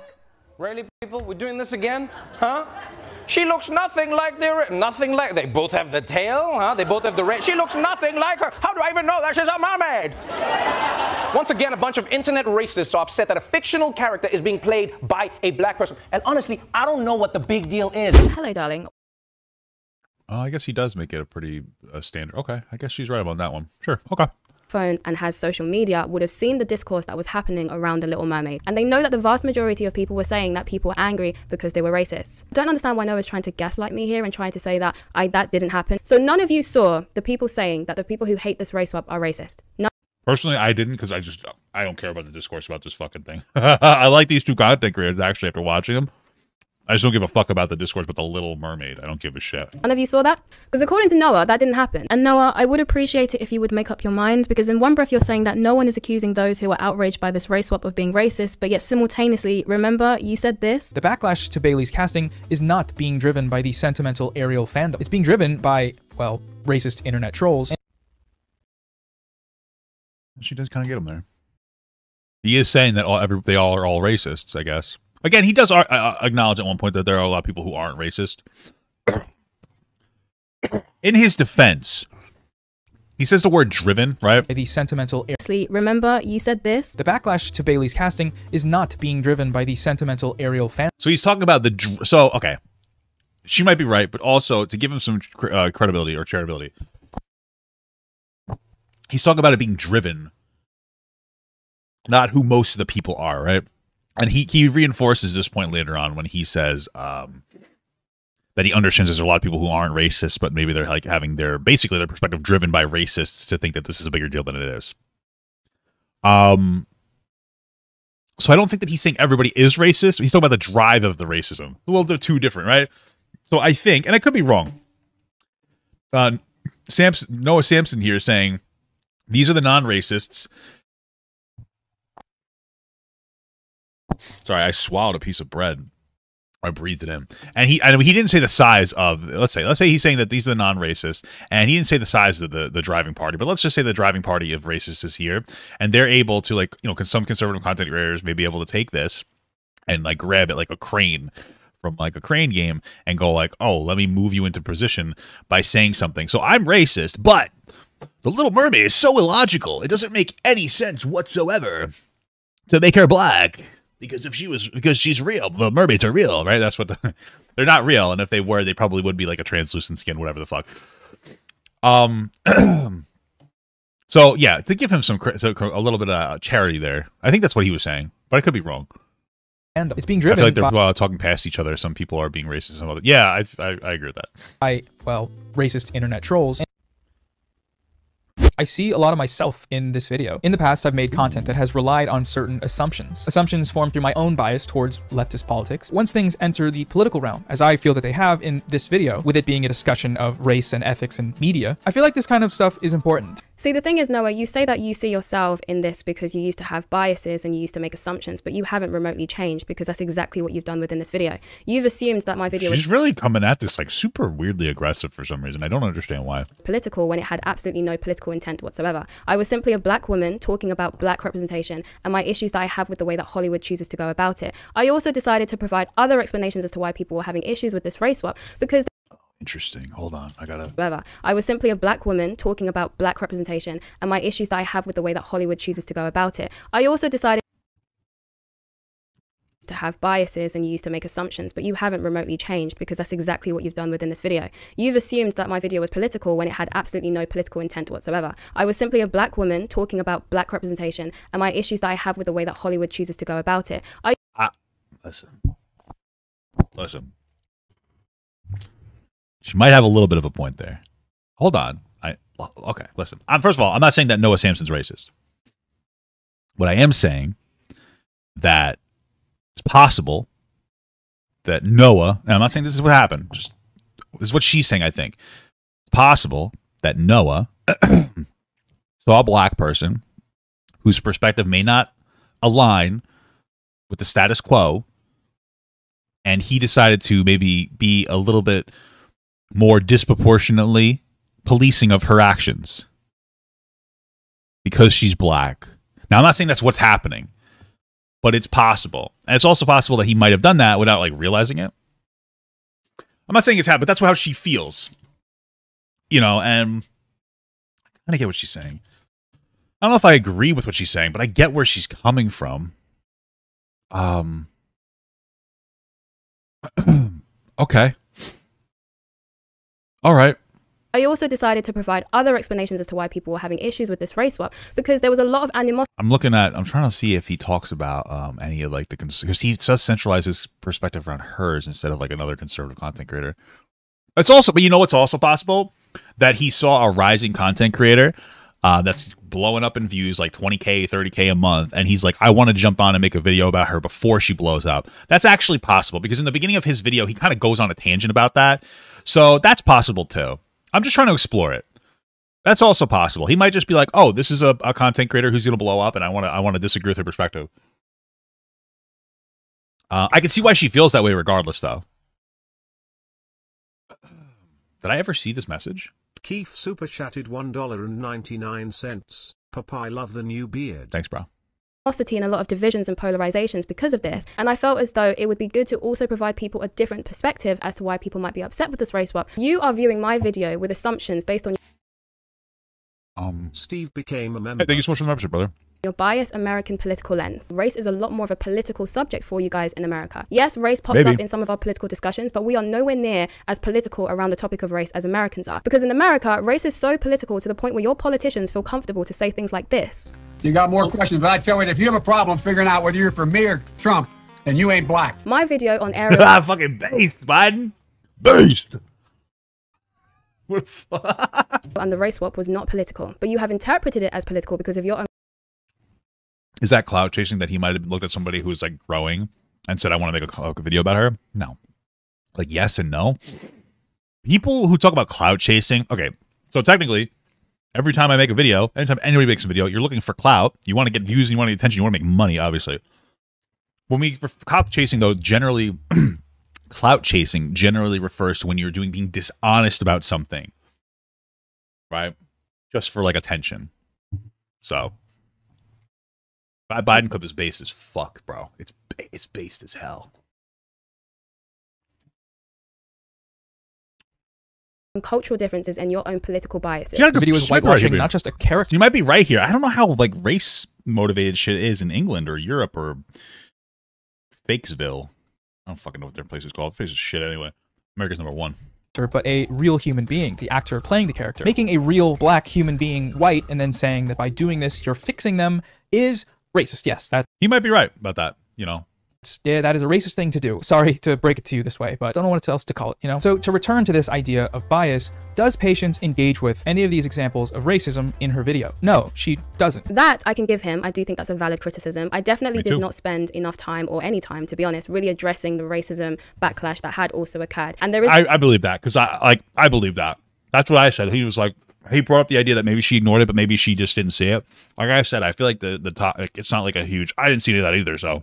The part where I misspeak within the video and say that this is not happening because of racism, when I meant to say this is not only happening because of racism. I do have a bit more faith in humanity, and I don't believe that that was the majority of people who were angry about this race swap. I think there were a variety of other reasons for why people were upset with it, which is why I made the video addressing all of those other reasons. But yes, I do acknowledge that some of the people who were upset with it were being racist, and maybe were upset with it because of racism. Okay, that's fair. She didn't seem to acknowledge that in the first video, not from what I remember. So it's nice that she acknowledged it here.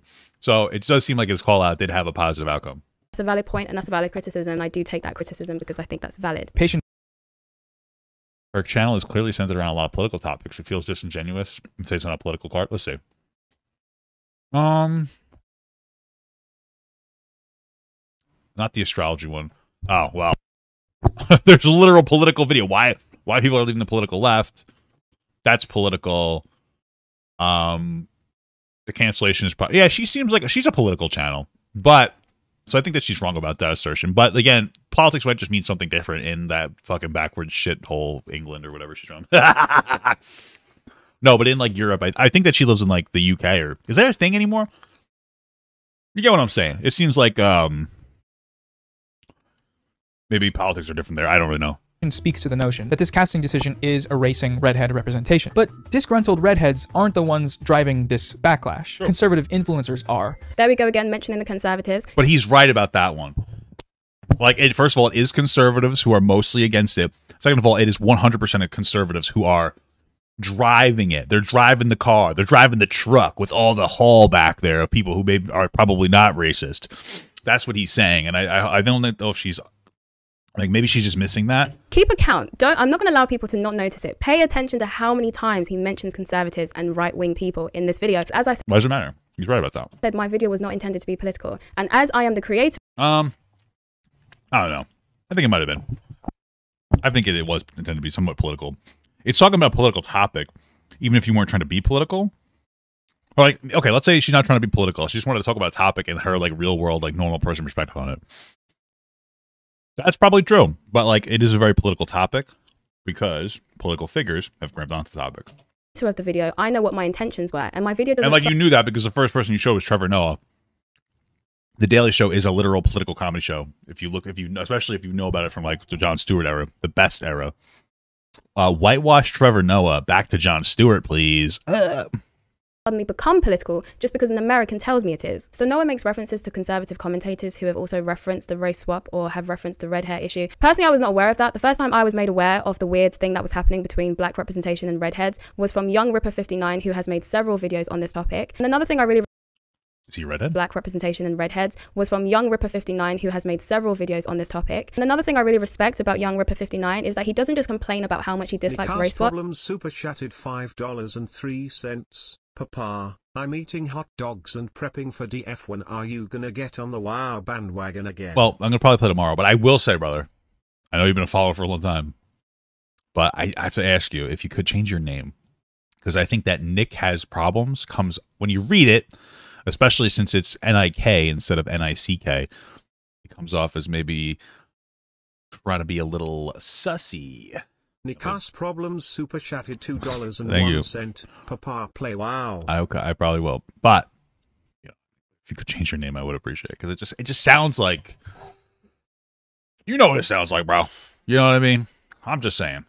Unless your first name is Nick Has and your last name is Problems, and we're in a different place. But let's continue. He also does something about it. You know, he creates original black stories in comic books to give the black representation that people deserve to have through original stories. But of course, Noah has to drive home the point that the redhead erasure points are being pushed by conservative commentators, because of course, Noah's purpose of this video is political. He disagrees with me, and he doesn't like the fact that some of my views align with conservatives, because he finds that to be very, very problematic. Because he says within his own video, I'm growing very rapidly, and in the process, I'm going to grow a larger audience of people who will be able to hear my views, and that is concerning to him. Patience has a smaller channel compared to mine. She's currently sitting around 70,000 subscribers at the time of writing. I don't think that will be the case for long. For one thing, her videos are consistently overperforming relative to her subscriber count. The video we're looking at today has almost 800,000 views, so the ideas presented here are getting traction. Mainly though, just a few weeks ago, she posted her 10,000 subscriber Q&A. And again, she's currently at 70. If she continues on this growth path, which I believe she will, she'll be a very large channel relatively soon. Now, the next point that Noah makes, I'm not going to lie to you, I have no idea what he's talking about. Like, none. I have no idea. if you don't know, I will definitely know.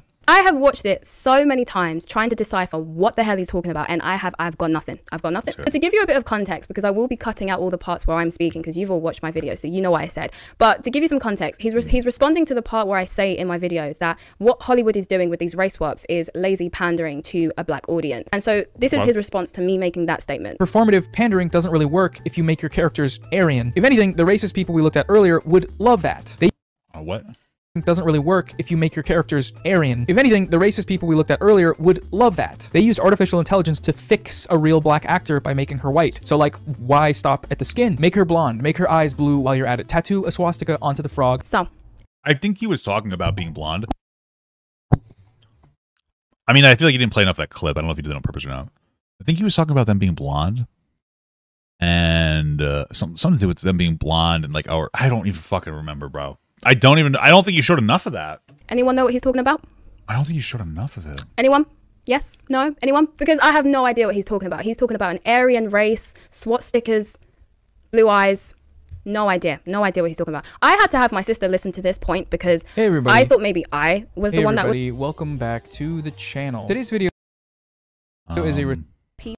Let's just keep going. Slow. So I had her listen to it. It was hilarious. I was like, babe, please can you listen to this and try and tell me if you can understand what the hell he's talking about. So she puts my headphones on, right? And she listens to him make his point. And then she just goes, And so that gave me enthusiasm, right? Because I was like, okay, maybe she understands it, because if she understands it, then I'll be able to respond to it. And so I go to her, okay, so any idea what he's talking about? And she just goes, no. she goes, all I got was, why not Nazi? And then she goes, I think he's just throwing words and buzzwords and hoping that his audience doesn't realize that it doesn't make any sense. And I don't think that's what he's trying to do. Maybe he just had a point that he couldn't articulate. Artificial intelligence look like the original. Now, are there redheads out there that would have been upset Hold an episode of Mindhunter for some reason? So it is possible that patients assume that her hair is light brown, which, okay, that's fair, I suppose. Let's just move forward as if that's the case. One of the things that really stood out to me when she was talking about redhead erasure was a hypothetical blonde Ariel situation. I can promise you right now, if they had recast Ariel as a blonde girl, people would have been just as upset. It's got nothing. Okay, so that was a point that she was making, that people would have been just as upset if they recast it as Ariel, as a yellow hair person. Blonde hair person. To do with the fact that the new Ariel is black. It's everything to do with the fact that the new Ariel doesn't look like the original. Now, are there redheads out there that would have been upset? Okay. About a blonde Ariel? Sure, of course there are. But disgruntled redheads aren't the ones driving this backlash. Conservative influencers are, and none of them have red hair. The whole narrative here is supposed to be that Disney is going woke by pandering for minority representation. Patience brings up this point a number of times in the video. Just so they can do their performative pandering. And like, performative pandering doesn't really work if you make your characters Aryan. If anything, the racist people we looked at earlier would love that. They used artificial intelligence to fix a real black actor by making her white. So like... Okay, so here's what he's saying. Sorry, I had to go back and watch. Okay, here's what he's saying. This is what he's saying. All right. So let's say, here we go. We got our non-racists here, right? Let's say we got our let's say we got our non-racists here, right? And then we have, in example number 1, we have our non-racists, right? What's going on right now? He's saying that the conservative racists are driving these individuals here, because they changed the character to black, and since they're racist, that's what they care about, creating animosity towards the idea or the narrative of turning something black. And so they're grabbing onto like all the people who are like, hey, I'm nostalgic, or this or that, or maybe it's because I'm redheaded. The other example, then you said if they change the character, instead of changing it from white to black, just change it from redhead to blonde, there would be just as many people upset about it. Now, I don't know if I agree with that, and I didn't agree with that when you said it. But what he's saying is, like, let's say there is just as much of a backlash. He's saying that those racist conservatives have no motivation to drive this point anymore, and so they won't care about it, and they won't blow it up on social media. That's what he's saying here. Right? That's what he's saying. So this one is black to, white to black. And this one is like redheaded to blonde. Right? That's what he's saying. And I don't know if you did on purpose, but you didn't show very much of the context, and it's misleading. Whether you did it on intentionally or not, I don't know.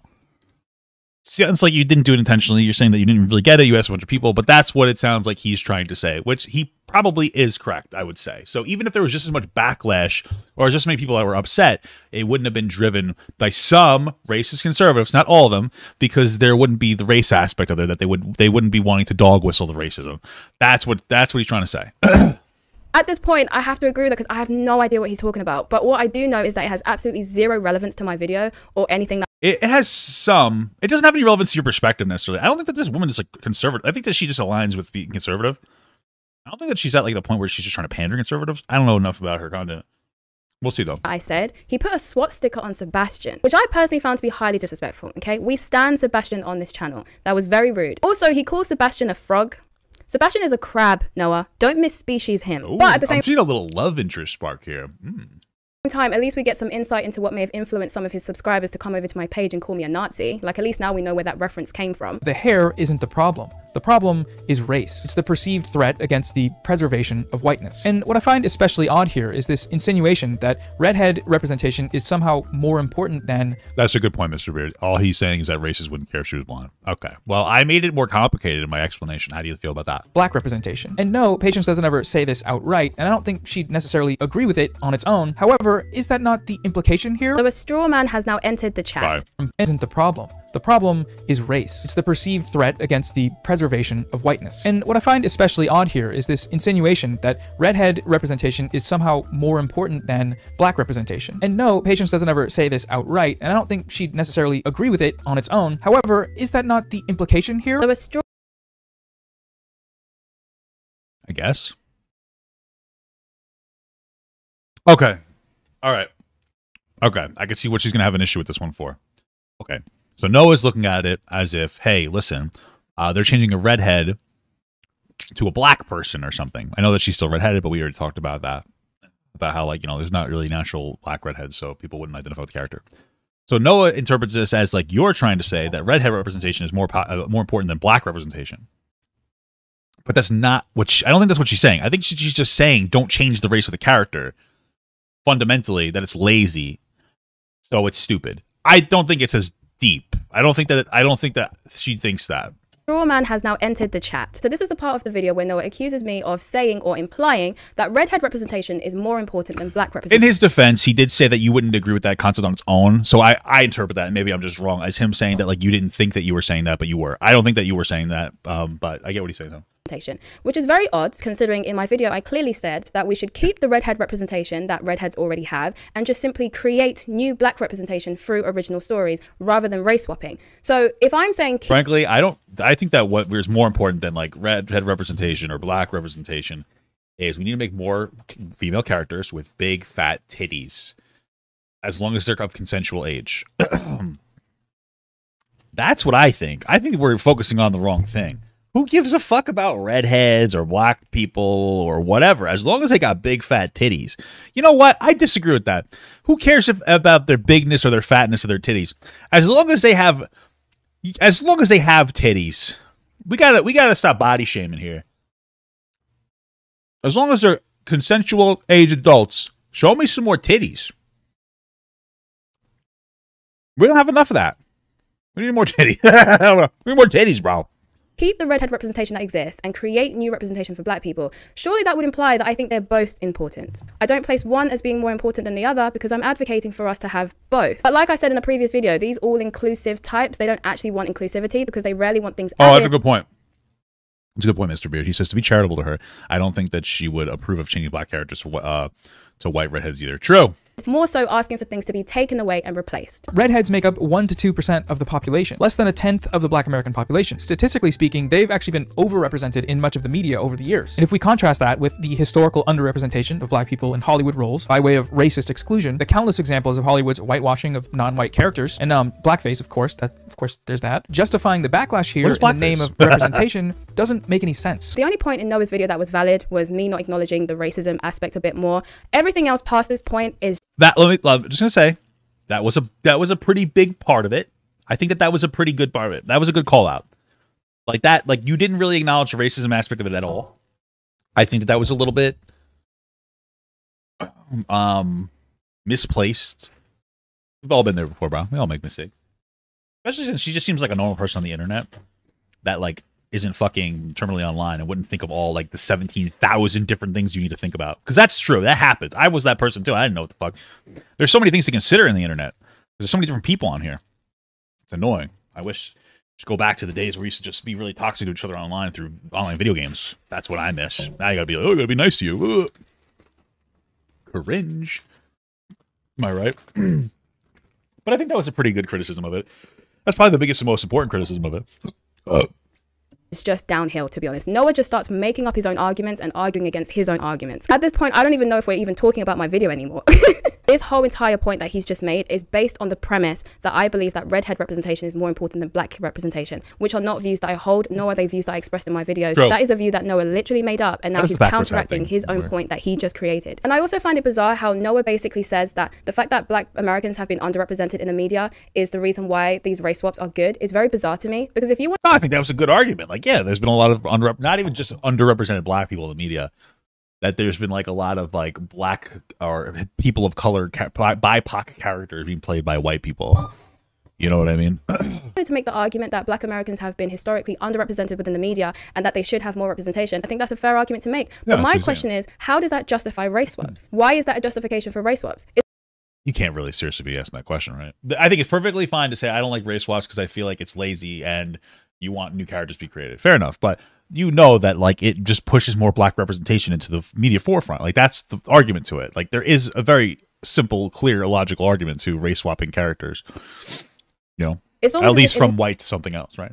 Noah's worldview, the only form of representation that black people can have is through race swaps, because the concept of simply giving black people their own original stories for some reason just doesn't seem to make sense to him. For the young redheads who saw themselves in the No, that's not true. He is pretty explicit how he thinks that you should do both, make new characters that are black and race swap. I think if you made the argument that like not all black people need a character to be black for them to identify with, that's fair too. I said that some people have told me that as well, and I get that. But your argument's a little silly there. The only form of representation that black people can have is through race swaps, because the concept of simply giving black people their own original stories for some reason just doesn't seem to make sense to him. That's a pretty big L though, because like he was very explicit how you should do both. So like I question if you watched his video. The young redheads who saw themselves.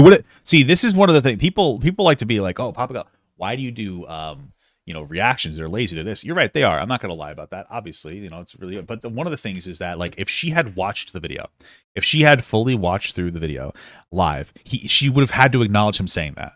Now, it's two things are possible. One, she intentionally left it out to try to make him look bad, or, and I think that this is more likely, she didn't realize it. She just forgot about that point. She was so caught up in other points that she forgot to acknowledge that particular point. But either way, whether you think that she did it on purpose or on accident, if she had just watched the whole video through, she wouldn't have been able to make that mistake. And if she did, her audience could have corrected her.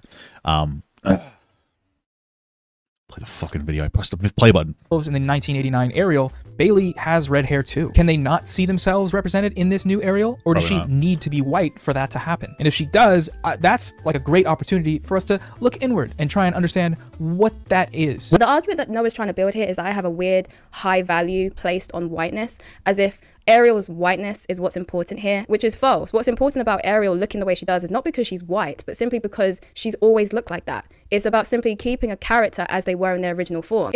Yeah, fair. And again, I don't know if there's like natural. I've said this like 100 times, but I feel I need to keep saying it every time it comes up. I think that there's not like natural black redheads, right? Show me them, please.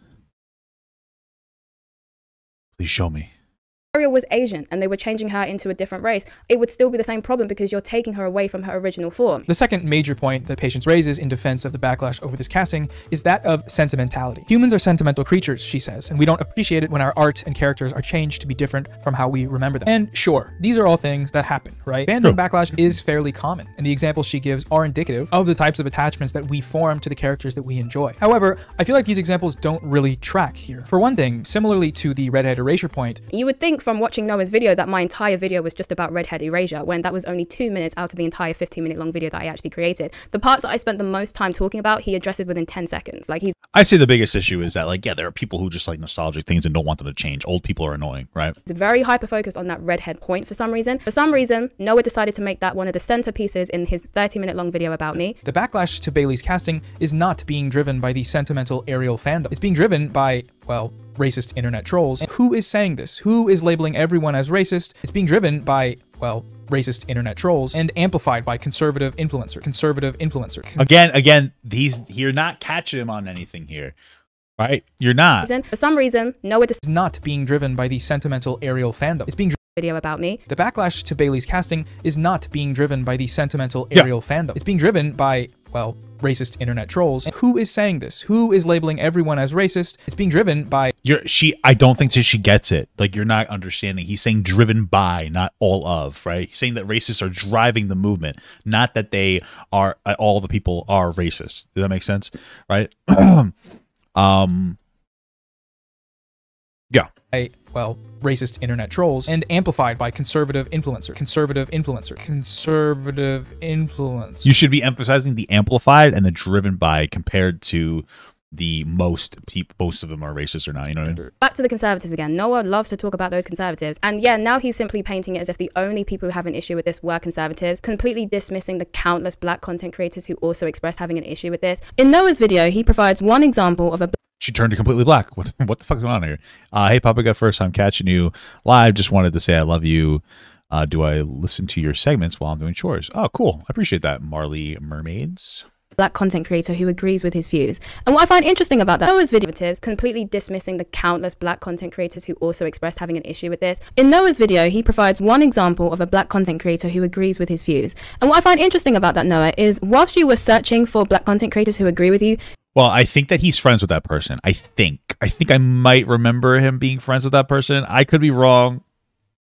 Ryan, you're friends with Noah. Tell me if he's friends with that black content creator he referenced. You really mean to tell me that when you were searching for black people's opinions on race swaps, you didn't happen to come across these videos as well? When they want to do live action depictions of classically, let's say, white characters, just as an example, being changed to black characters, right? So a list of them, certainly that popped up in recent years. What they are saying is that there's this list of black characters that exists. Instead of expanding on them, doing live action depictions of them, we would instead like to race change a classically white character and give you the sloppy seconds. And instead of giving, not necessarily giving you, the characters half the time already exist. Instead of basing material off of those characters that are historically black, classically black, and that already exist, instead we'll race change the white ones. And that shit is insulting, right? They have said that fuck your characters that already exist. You don't deserve to get years put in the grinder, right? Years of building, character building, expansion.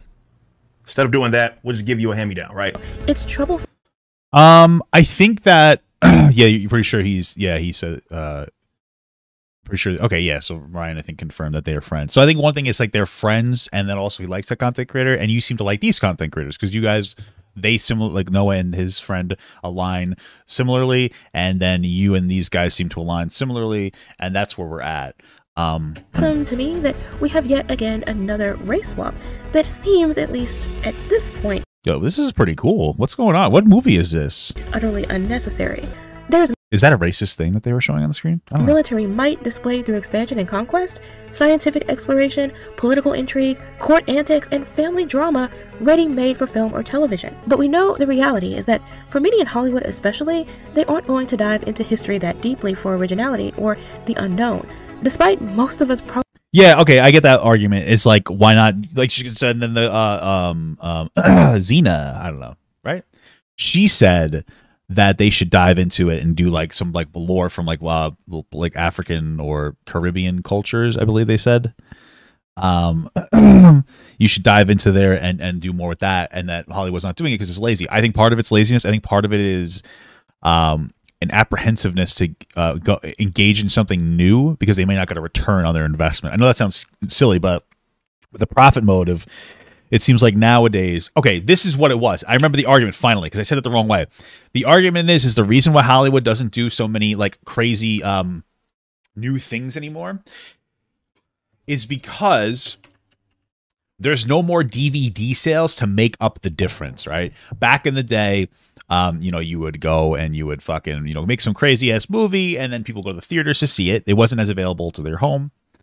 And then you'd have to go get a DVD. Now you could pop it up on Netflix, so it's like kind of a different dynamic. I guess you make really like less money. People could still see it, but not to like the same degree. That's what I heard. I think Matt Damon was talking about the reason why we're seeing less creativity in the market. That could be a factor. Although I think part of the factor is that they just like they rather engage in a banger, something they know will make money, rather than do something that's a little more risky. So I think maybe part of it's just laziness. Probably longing for anything that we haven't already seen. There is an entire world out there of legends and heroes that were denied solely because studios don't want to invest. Race swapping is stupid. I find it distasteful, disheartening, and downright insensitive in different aspects. You should be happy, grateful, elated that you have any representation. It's either this or nothing. No. I prefer nothing. We have been put in a subservient position, as has always been the norm. It has just changed in the way that we are given the table scraps. We are essentially being treated as the proverbial dog begging its owner. Can I have some human food, please? Except human food in this scenario would be, can I have a character, please? Oh yes, Black Superman looks delish. You want to know why Black Panther was so successful? Because from his very inception, he was a black man in Africa who was in charge of a kingdom, a people. And along with that major responsibility, he was a superhero. He was not White Panther before, and they turned him into Black Panther. He has always been such. These race swap okay, I get what he's saying. Characters are hand-me-downs. They were not created with the intent, purpose for us. They were asides. They were afterthoughts. Very profitable afterthoughts. Because simply coloring someone a different skin tone will generate you black dollars. This is what you want at the end of the day. The only question I would ask that, because I get exactly where they're coming from, not really because I'm white, so I guess I can't get exactly where they're coming from, but is that like, what about a lot of black people who have said we want the race swap and then we praise the decision? You know what I mean? Like, so if like, let's say it's a 50-50 split for black people that like it versus don't, like, to say that it's just table scraps when some of them are like, oh, we want this. Can it be table scraps anymore? Especially since Disney has made some new people of like BIPOC characters, like Princess and the Frog, Tiana. Is that her name? I don't know. I feel like some of the arguments in both sides are hyperbolic. Okay. Sick and tired of race swaps. We want original stories. And Noah here is simply saying that, well, tough shit. It's so interesting because this is the same camp that says things like, we need to uplift black women's voices. And then a black woman comes and talks about representation and Noah says, shut up, take what you're given. I don't feel... Well, okay, so here's my counter to that. There's also the camp that says... okay, so the progressive camp will say, yeah, uplift black women's voices, for sure.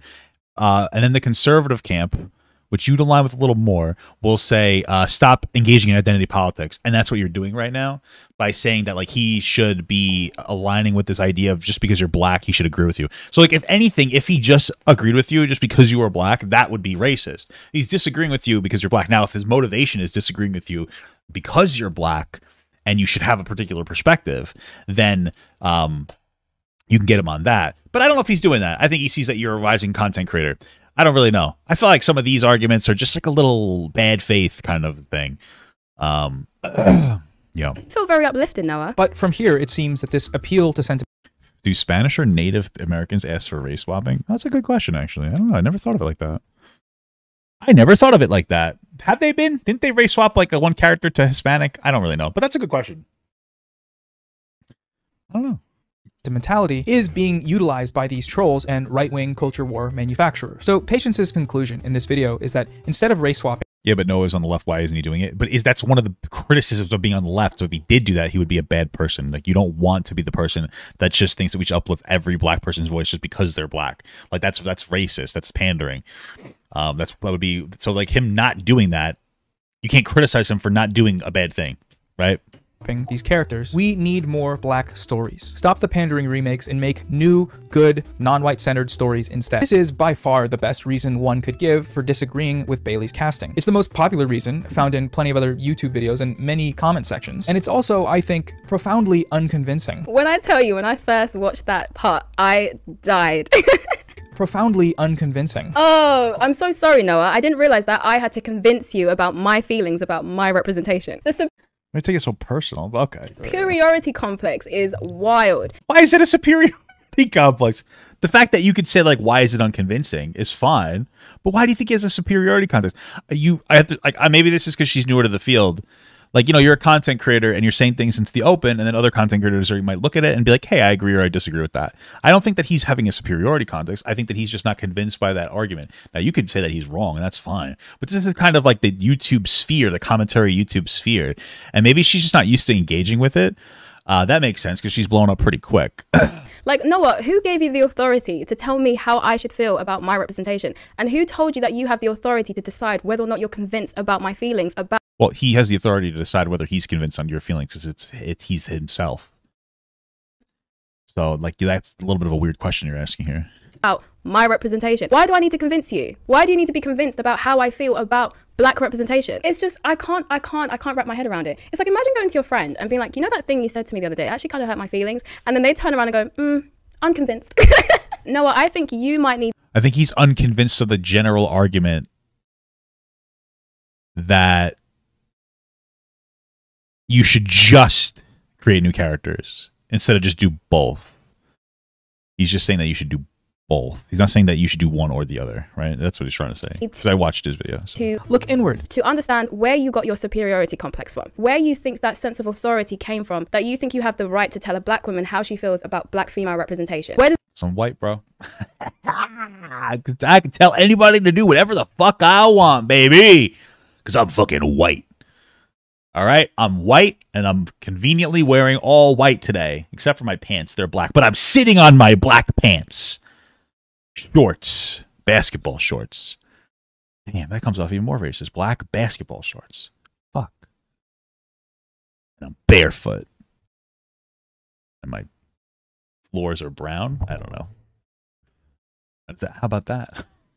does that sense of authority come from, Noah? I think you might need to look inward. While I completely agree that we do need more stories like this conclusion represents a false dichotomy. They're saying that instead of Black Ariel, we need more Black stories, but the obvious question in response to that is, why not both? Well, the obvious answer to that, Noah, is that many Black people don't want race swaps. We just want the original stories. We don't see the need for the race swaps. Race swaps just cause to divisions, polarizations, and angry people. They lead to people like Halle Bailey receiving loads of disgusting comments and disgusting messages from people who are angry about the race swap, which is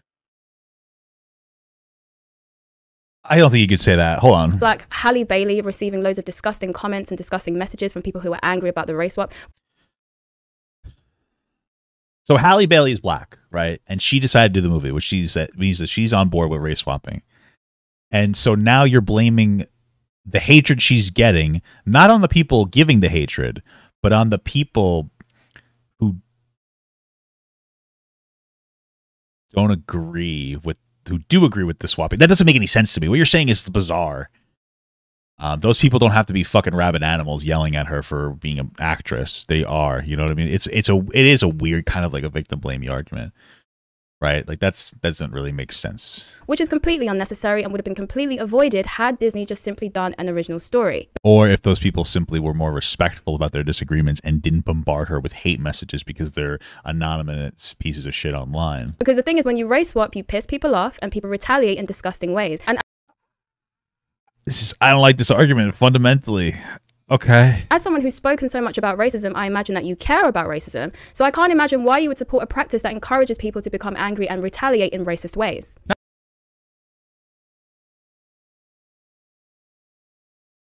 I feel like that.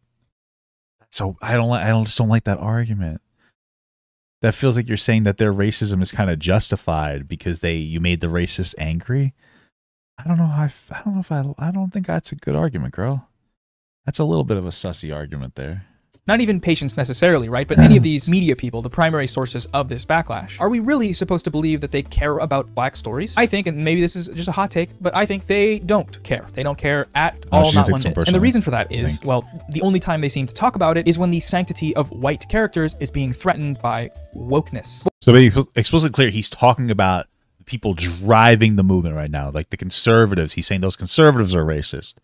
And you might disagree with that, but he's not saying that like nobody believes it. He's saying that the people driving the movement, the people that are racist, don't believe it. And if it wasn't a race swap and it was just a blonde swap or a hair color swap, they wouldn't care at all and be talking about it.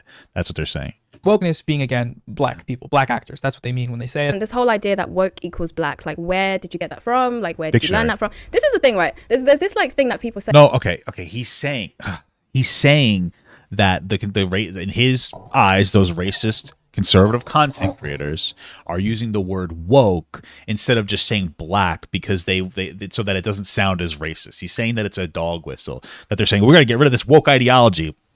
And that woke ideology is more Black representation. That's what he's saying. You could disagree, but that's what he's coming from with that. Say often that a lot of these white liberals... Hey, happy Thanksgiving, Linda. ...claim to care so much about Black people don't actually have any Black friends in real life. Fuck, I said the same thing before. She's a little bit correct about that. She's... Okay, not always, but I did say before... And I didn't say that it was explicitly no, but there are a lot of white progressive content creators who are like fucking afraid of Black people. It's so funny. Some of them mean well, but they're like, oh my God. They get fucking like, oh my God, what is that? It's true. She's not wrong about that. It's funny though. It's funny, bro. Now, I know people will be like, well, that's just saying that you have a Black friend argument. Like, yeah, for sure. Like, just because you have a Black friend doesn't mean that you aren't racist. But like, if you don't have Black friends, and you're uncomfortable around Black people, that's a little bit suspicious, like a character from the popular hit video game Among Us, right? That's what it comes down to.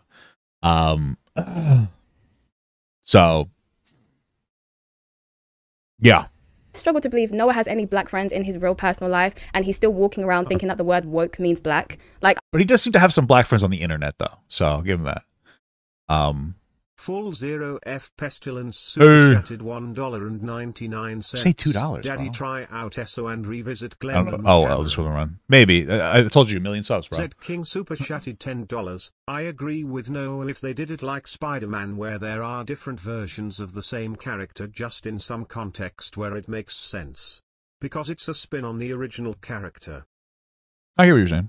I just don't know if I'm buying that. Again, he's hyper focusing on Ariel's whiteness, and it's very weird because, as I said, it's not about the fact that Ariel is white, it's about the fact that she's not in her original form and how she was when she started. We would be having this exact same conversation if they decided to race swap Mulan or Pocahontas or Tiana from Princess and the Frog. We would be having this exact same conversations because at the end of the day, most people who are against race swaps are against race swaps, period. The only reason we're able to have this conversation when it's a white character being... Well, so his counter would be, is that like a white character being race swapped is for more representation, whereas like race swapping a non-white character, especially two-way white character, is more about like white dominance. And that's because historically, especially in American media, there's been a disproportionately high amount of white representation.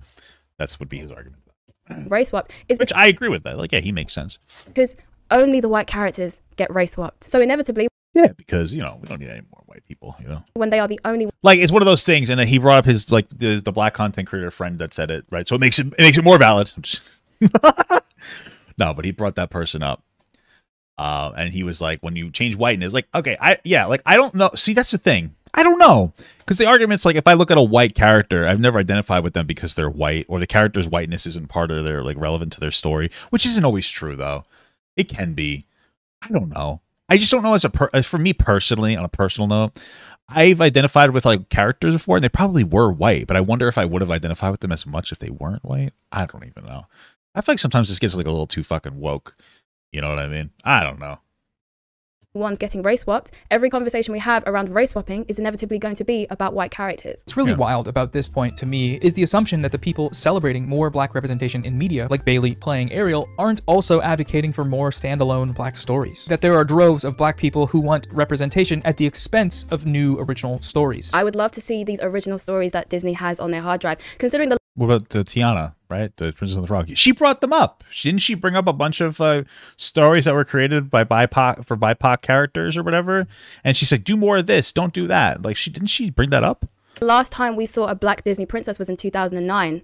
I would love to see these original stories. Disney's very busy with their race swaps, not very busy with the original stories, though. It is. Yeah, I think that they're just not putting out any original stories in general. Like, honestly, there's not like any original stories that are being put out. Again, it's just laziness for that more than anything else. Frustrating, right? Because clearly these desires, many of them genuine, have been taken advantage of in this backlash. They've been co-opted by people who definitely don't care about black stories and used as a thin mask to hide their racist dog whistling. And I just want more people to understand that that is what's going on. That is what you're propping up when you use this argument against the casting of a black actor. So I think this is one thing, and like I've done this too. I probably did this in this video, but is that the concept of dog whistling is like really hard to explain to somebody who doesn't understand the concept of dog whistling, or has like never seen it before. Because I didn't understand dog whistling till like maybe 6 months ago, and I've been online for a little while now.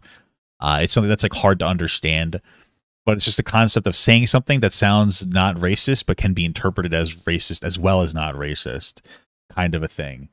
And so like when you just say dog whistling, it's a nice word that encompasses that concept, but if you don't explain that concept explicitly, people are not going to understand where the fuck you're coming from, and they're not going to ever be able to agree with you, because it's like a very weird concept to be able to say one thing and understand that it has a double or triple or quadruple meaning depending on who's hearing it.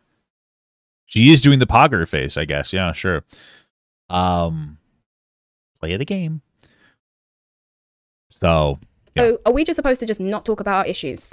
So if we have an issue with race swapping and stuff, we're supposed to just keep quiet, because in doing so, we prop up people who you don't like and who you disagree with, who happen to agree with us. So we should just shut up and not talk about our issues. This is the reason why I say on my channel that you should not become obsessed with these left-wing and right-wing labels, and why I say you should avoid echo chambers and you should expose yourself to different views. If you are a left-winger, you should expose yourself to right. Well, he is exposing himself to right-wing, more conservative-leaning views, because your view does lean more conservatively. It doesn't mean that that's wrong.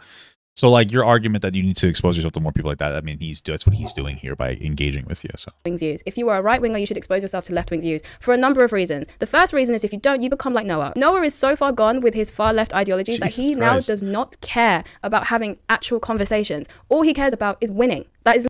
I feel like that's just not true. Even if you disagree with the guy, literally all he cares about. He has decided that the far left is his team, and that is who he wants to defend all the way to the end. Even though the stuff that I'm saying also echoes the sentiments of many black people who are sick and tired of having race swaps be our main form of representation, he's uninterested in that, because all this is to him is a game of politics, and I am just a piece on a chessboard, and I am not moving in the way that he wants me to move, and so that is why we have a problem. Because that is what many of us minorities are to these white liberals, is just pawns in their political game. In fact, I feel like that's not it, man. and he just seems. I don't think that's what he's doing. I think that he just disagrees with you. Okay, I mean, Malcolm X even spoke about this decade. But then I guess you lean back onto the argument of like, how come you didn't talk about this topic unless it was with a black content creator that disagrees, instead of like, why not talk about it with a white content creator? Coco is really good. That's true. Ago. In this crooked game of power politics here in America, the Negro, namely the race problems, integration, civil rights issue, are all nothing but tools used by the whites who call themselves liberals against another group of whites who call themselves conservatives, either to get into power or to retain power. Among whites here in America, the political teams are no longer divided into Democrats and Republicans. The whites who are now struggling for control of the American political throne are divided into liberal and conservative camps.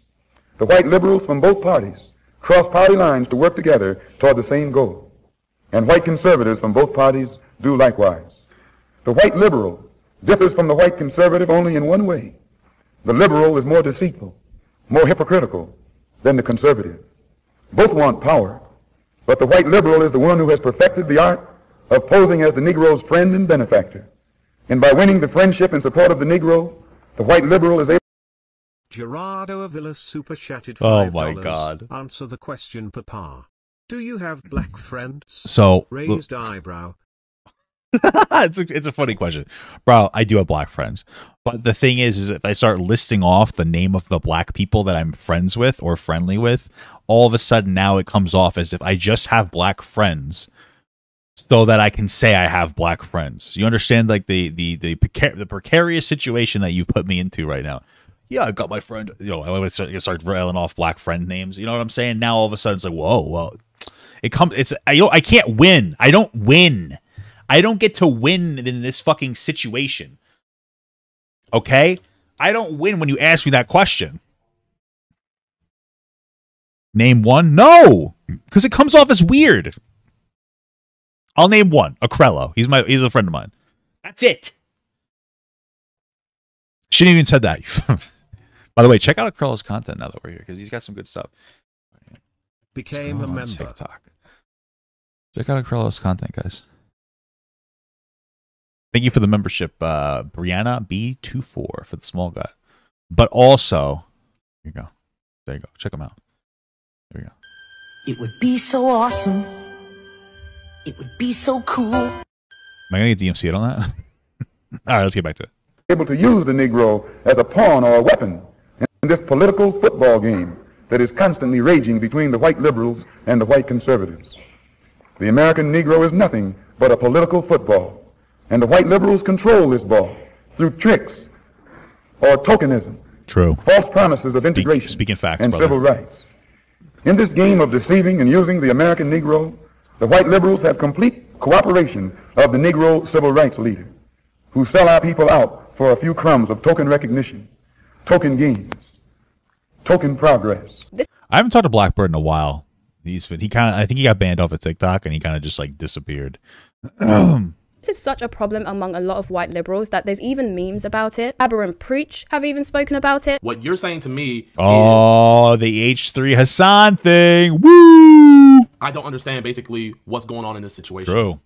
That I just had this was a 45-minute conversation that we cut down. That in this 45-minute conversation, I have no idea what was happening and stuff like that. And I need to relook everything. That's basically... Yeah, that is what he's saying. Because again, in his head, he knows better than everyone. He's convinced he knows better than everyone, even though he's not that bright when it comes to most social issues. And he has a condescending attitude to anybody who disagrees or doesn't share his take. Bro, you got to change your name, or I can't acknowledge any more donations you give me. I get why it bothers you. You're a young man. You're not used to this stuff. What I'm going to say to you is that get used to it. Get very, very used to it, because white liberals be like that. True. I'm not saying this to jerk myself off, but I was the first person to cover the Hassan misstep on my Papa Gut channel. Papa Gut Archives is what it's called now.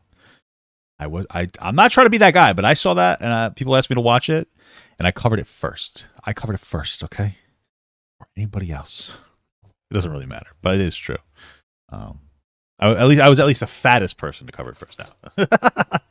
They're the only group I've ever seen talk to me this way. I'm not even joking. They're the only group I've ever had talk to me like that. There are some white liberals who have some sense of superiority complex, right? They think that they can come to black people and explain to us our own racist experience They can educate us on all of the racism that happens to us that we don't see because we're too dumb to actually think for ourselves. So they need to come in and they need to help us see all of the things that they can see that we can't see. I am telling him. I don't think this is an instance of him like talking over you. I think he just disagrees with you, and it's not that deep. I feel like some of this is a little bit of like hit piece-esque. That I don't think that race swaps are a good way to represent us and that original stories would be the best way to represent us. You would think that he'd be at least a little bit open to hearing that out properly and actually give that argument some actual thought rather than just simply saying it's unconvincing, but he doesn't. I guess he just aligns more with black people who say that it does help. You know, that's the whole thing is it's not just like there's different groups of white and black people that agree and disagree on this stuff. And it's at the end of the day, it comes down to like what your personal preference is. You know what I mean? Because I just think, you know, honestly, that's all I'm saying, bro. Right? Because the honest truth is that he doesn't actually care how I feel. He doesn't care how black people feel about this race swap. He just cares about politics. In Noah's mind, I am a piece on a chess. I know. Come on, it's so mean. Come on, man.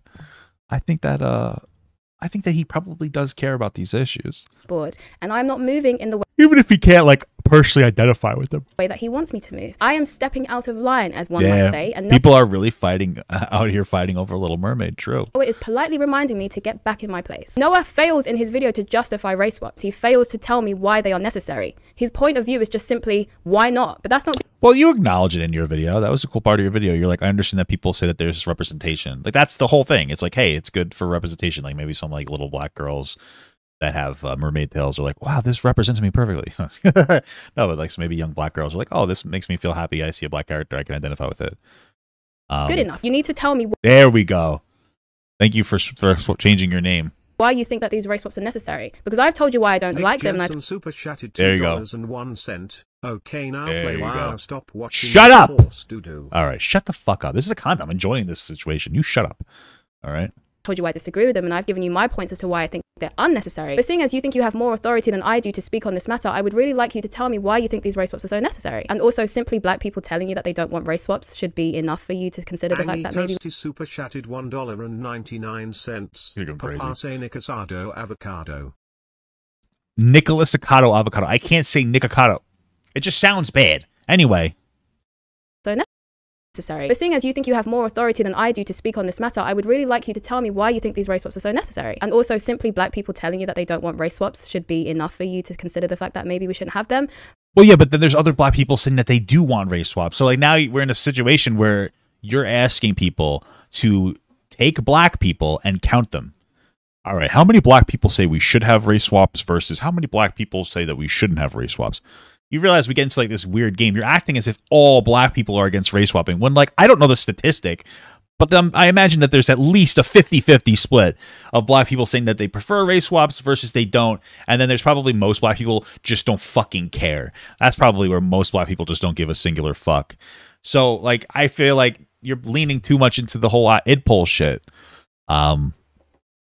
But of course, your opinion matters more than mine, Noah. You know best. All-knowing white liberal, you are the messiah. I do think that this video serves to normalize white supremacist rhetoric in a way that might not be intended. The most visible function is to validate racism, to validate those who want to yes, I like that. protect whiteness as an identity, to defend the cultural hegemony of white supremacy. But like, okay, my fear here is that videos like this open up the possibility, not just ideologically, but algorithmically, that people may be swayed into far-right thinking by starting with this seemingly innocuous interpretation of an anti-black controversy. Upon hearing this take from a creator who is co-opting the aesthetics of nuance without actually functionally providing that nuance, viewers may be pushed into anti-woke and eventually far-right echo chambers. So that, I can see why she get offended by that. So this is that videos like this open up the possibility, not just ideologically, but algorithmically, that people may be swayed into far-right thinking by starting with this seemingly innocuous interpretation of an anti-black controversy. Upon hearing this take from a creator who is co-opting the aesthetics of nuance without actually functionally providing that nuance, viewers... So, like, that's insulting. Is that what oh, yeah, he even called it that. See, that's the problem, bro. Calling it artificial, you're calling her stupid.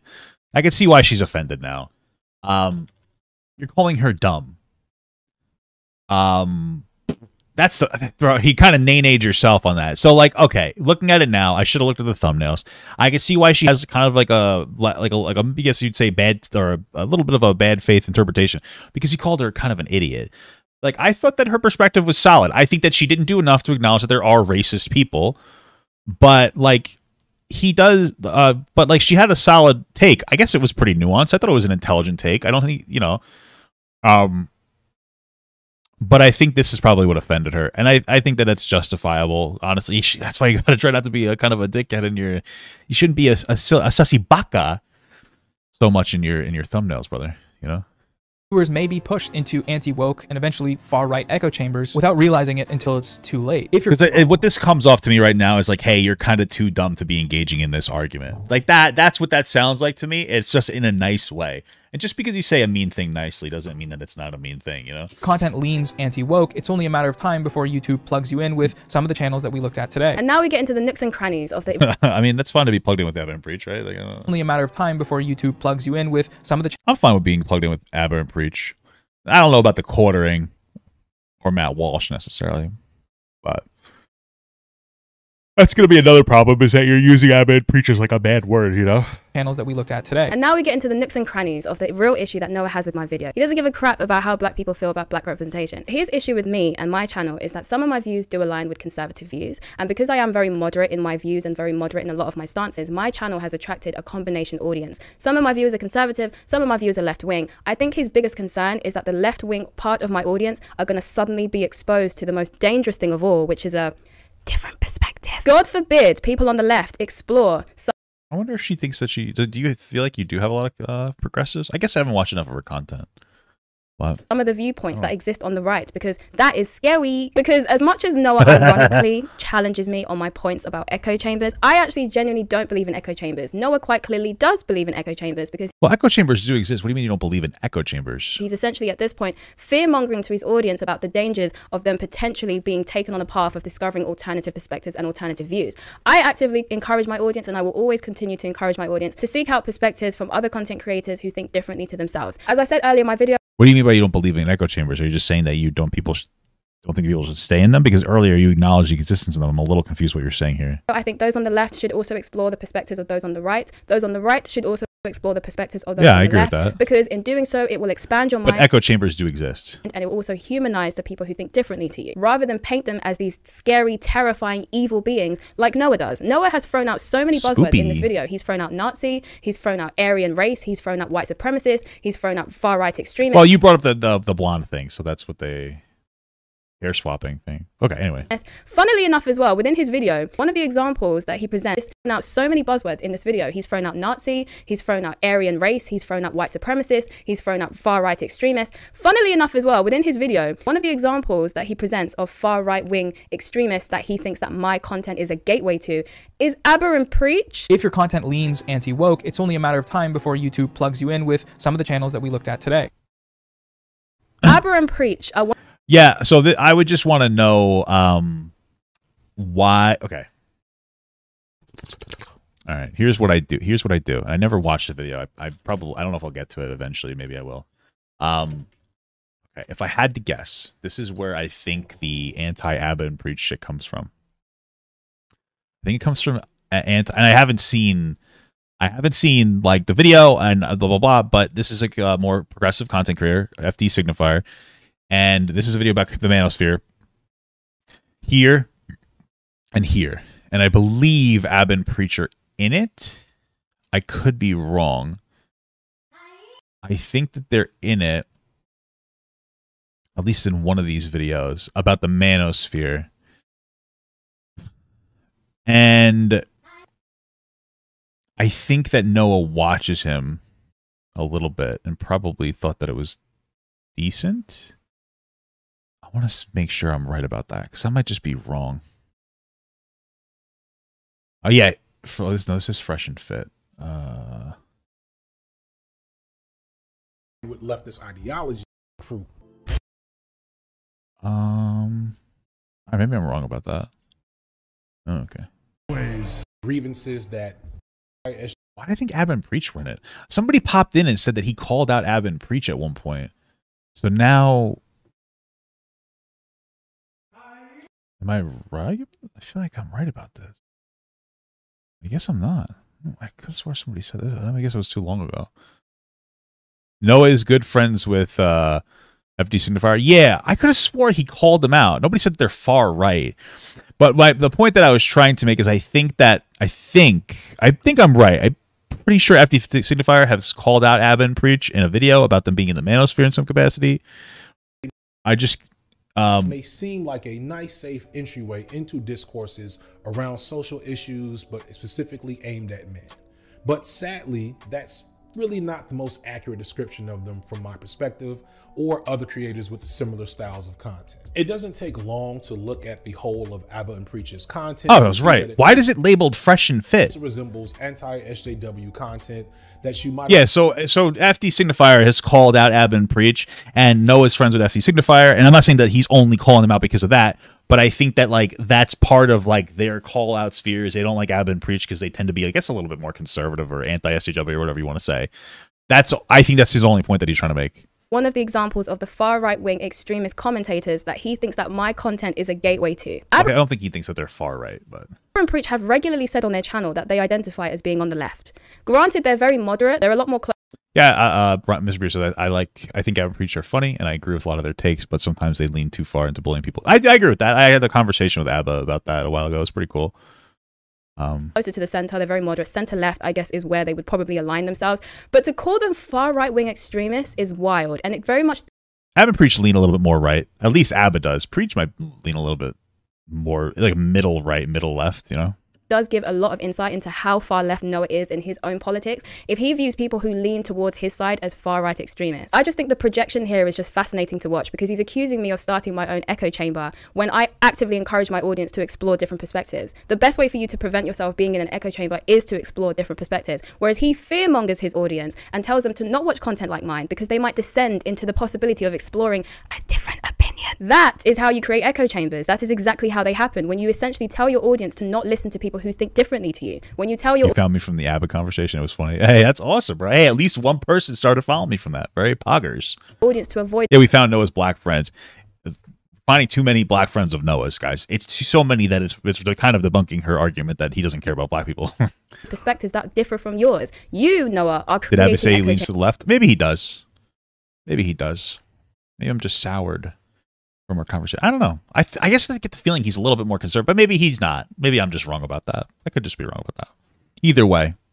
Okay. And the irony is that your own audience doesn't even see that. They are praising you for this video. You know what it is? I think that it's, you know what it is? He probably just leans left, but I think it's that like he dunks on a lot of SJW stuff, so it comes off as like right-leaning. Does that make sense? That's what I used to do on TikTok. So that makes sense. I'd be a progressive that would dunk on disgusting SJWs. That's probably what it is.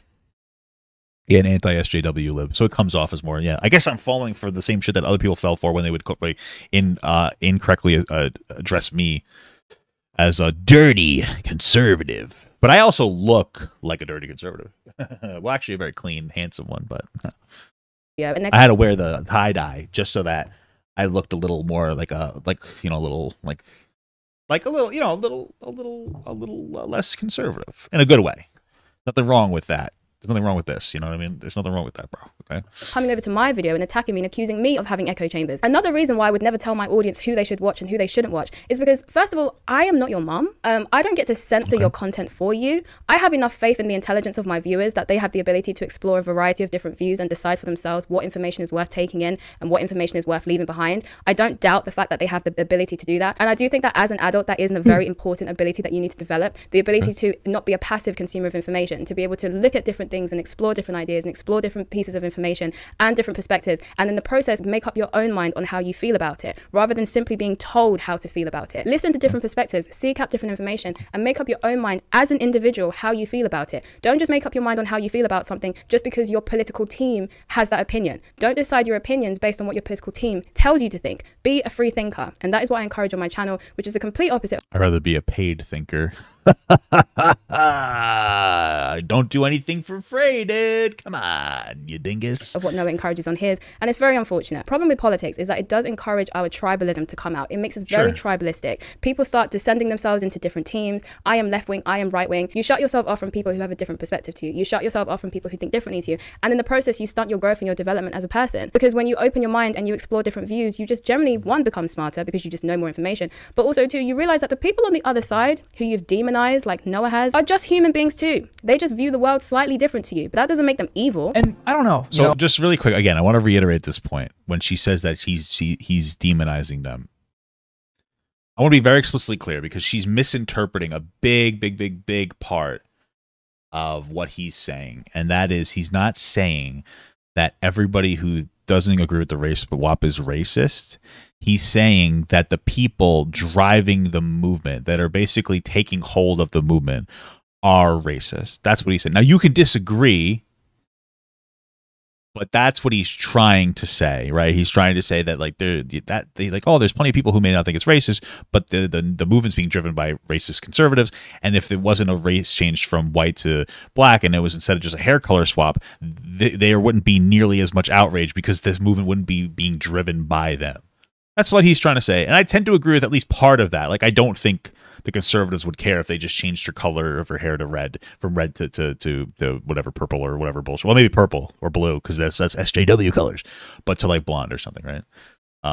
It worries me a little bit because this ecosystem of content, it thrives on the death of nuance. No, Noah, your political views rely on the death of nuance. They rely on people not seeking out different perspectives and different information. The fact that you seem to feel the need to shelter your audience from alternative perspectives, and the fact that you seem to feel the need to shelter your audience from discovering different pieces of information kind of implies that your position relies on ignorance. It relies on your audience not knowing anything else outside of what you tell them. It relies on them not exploring other perspectives and not exploring other viewpoints on issues. If your views are so coherent and your views are so strong and you're so confident in your views, you should be very confident to allow your audiences to go and explore different perspectives and different opinions on issues with the confidence of knowing that they won't necessarily change their views. But if your views rely on no nuance because you don't encourage them to seek out different perspectives, then that kind of shows that you don't actually think they hold up on their own. If you have to police what your audience views and you have to tell them what to avoid and what not to avoid, then quite clearly they're quite flimsy. Because if all it takes is one of your viewers to watch a video like mine or watch a video like Abra and Preach to completely change their mind, then those views can't be that strong on their own, then can they? So here's what I'll say. When it comes to watching content from like progressives or conservatives, I genuinely recommend that you don't watch content from any progressive or conservative content creator unless you're watching it through my reaction so that I make money off of it. Okay? So that's the best advice I can give you. Is don't watch anyone else's content unless I'm reacting to it. Okay, that's my best advice that I could have for you. It's been quite a long video. My conclusion on this is that in the same way that Noah thinks my nuance is artificial, I think that his kindness is artificial. As much as many of his viewers think that this was him just being kind and, you know, saying things in good faith, what this really was Noah is politely signaling to me that I need to get back in my place. So I don't know if I agree with 100% what she's saying, but like, again, she has a point. Right. Only because of the title of the video, with the addition of claiming that she's not being nuanced, it comes off as disrespectful. And so, like, I don't know if she's true. He seems like a nice guy, but in her defense, the fucking thumbnail is artificial nuance. You know, nuance is basically just being able to look at something in like a very, like, I don't know, like a very, I guess, intelligent way. That's how I would define nuance. Maybe I'm wrong. But like, to me, this reads as like you're unintelligent. That's how I interpret these words from Noah. And this is his thumbnail. And I'm going to yawn right now. So I can see why she has this interpretation, because she's coming into the video with this and she's like, oh, this pisses me off. And so her perspective is that like he's a dickhead that comes off like a nice guy or tries to pretend to be the nice guy while actually being a dick. Now, I don't know if I agree with that. He seems like a nice guy. I'll say that this was rude and he shouldn't have done this, but I don't think that defines his whole character. But from her perspective, the video is about her. It starts off with artificial nuance. Calling her, like, you know, basically dumb. I could see why she would have this perspective. I get it. I get where she's coming from. because I can't have the views that I have. I can't think for myself. I can't have my own perspective. That is also a point though, but his take is that her video wasn't fully nuanced because she didn't mention the racist people. That's fair. Okay. I guess it would. I don't know if would you consider that not fully nuanced since it didn't take into consideration actual racist people. That's fair, but I wouldn't have started it off with like the artificial nuance because I feel like that's just saying you're dumb, and I don't think anybody's going to be open to listening to somebody. I understand that it's clickbait a little bit, like a little bit of that stuff is like a clickbait to be like, hey guys, look at this idiot. But that's what it is. Like when we make our thumbnails, our titles. Like his title was respectful. His title was response to her, but the thumbnail is a little disrespectful, you know, and I know it's probably just supposed to be grabby, but like, you know, you're kind of asking for this kind of stuff when you do stuff like that, I think a little bit. Perspectives. Well, actually, that's not entirely true. I'm allowed to, provided they align with his. If my own views and my own perspectives aligned with his, this video would have not been made. Quite point blank, simply. It would not have been made. He's very much given me Well, yeah, that's true, but that's because he makes content based off people he disagrees with. You know what I'm saying? Energy of Blackie, get back in your place. It's funny because my sister's dead convinced that Noah's racist. You don't think that he was calling her dumb? I think he was implying that she's trying to promote right-wing beliefs, which is a bit of a reach. Yeah, I think that that's wrong too. And even if he's not trying to call her dumb, like that's how it comes off. And like, you know, you gotta be ready for that kind of shit. I don't even know what I'm doing right now, but I'm doing it. And the reason why she thinks this is because he's essentially telling black people how they should and shouldn't feel about their own representation. What are the odds that Noah now makes a video with one of his black friends to prove that he's not racist? If he does that, that would be both hilarious and predictable. And although I don't agree that Noah is necessarily racist, I don't fully personally buy that, I do have to admit that she does have a point though. He's trying to tell me how I should think and how I should feel about an issue that does not affect him. And it is... Well, you want to know how I think that black people should feel? Let me tell you right now. I think black people, black women, thick black women specifically, should be angry that white people exist and that they should do what they can to eradicate the white race through fucking them out of existence. Because think about it, white plus black person make a baby that's usually considered black because of the one drop rule. I'm just saying that's an effective metric. I have no foot in the race here. Okay, I'm married, so that's how I feel about it. That's how I'm telling you.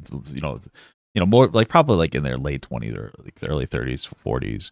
That's what for black women. Okay.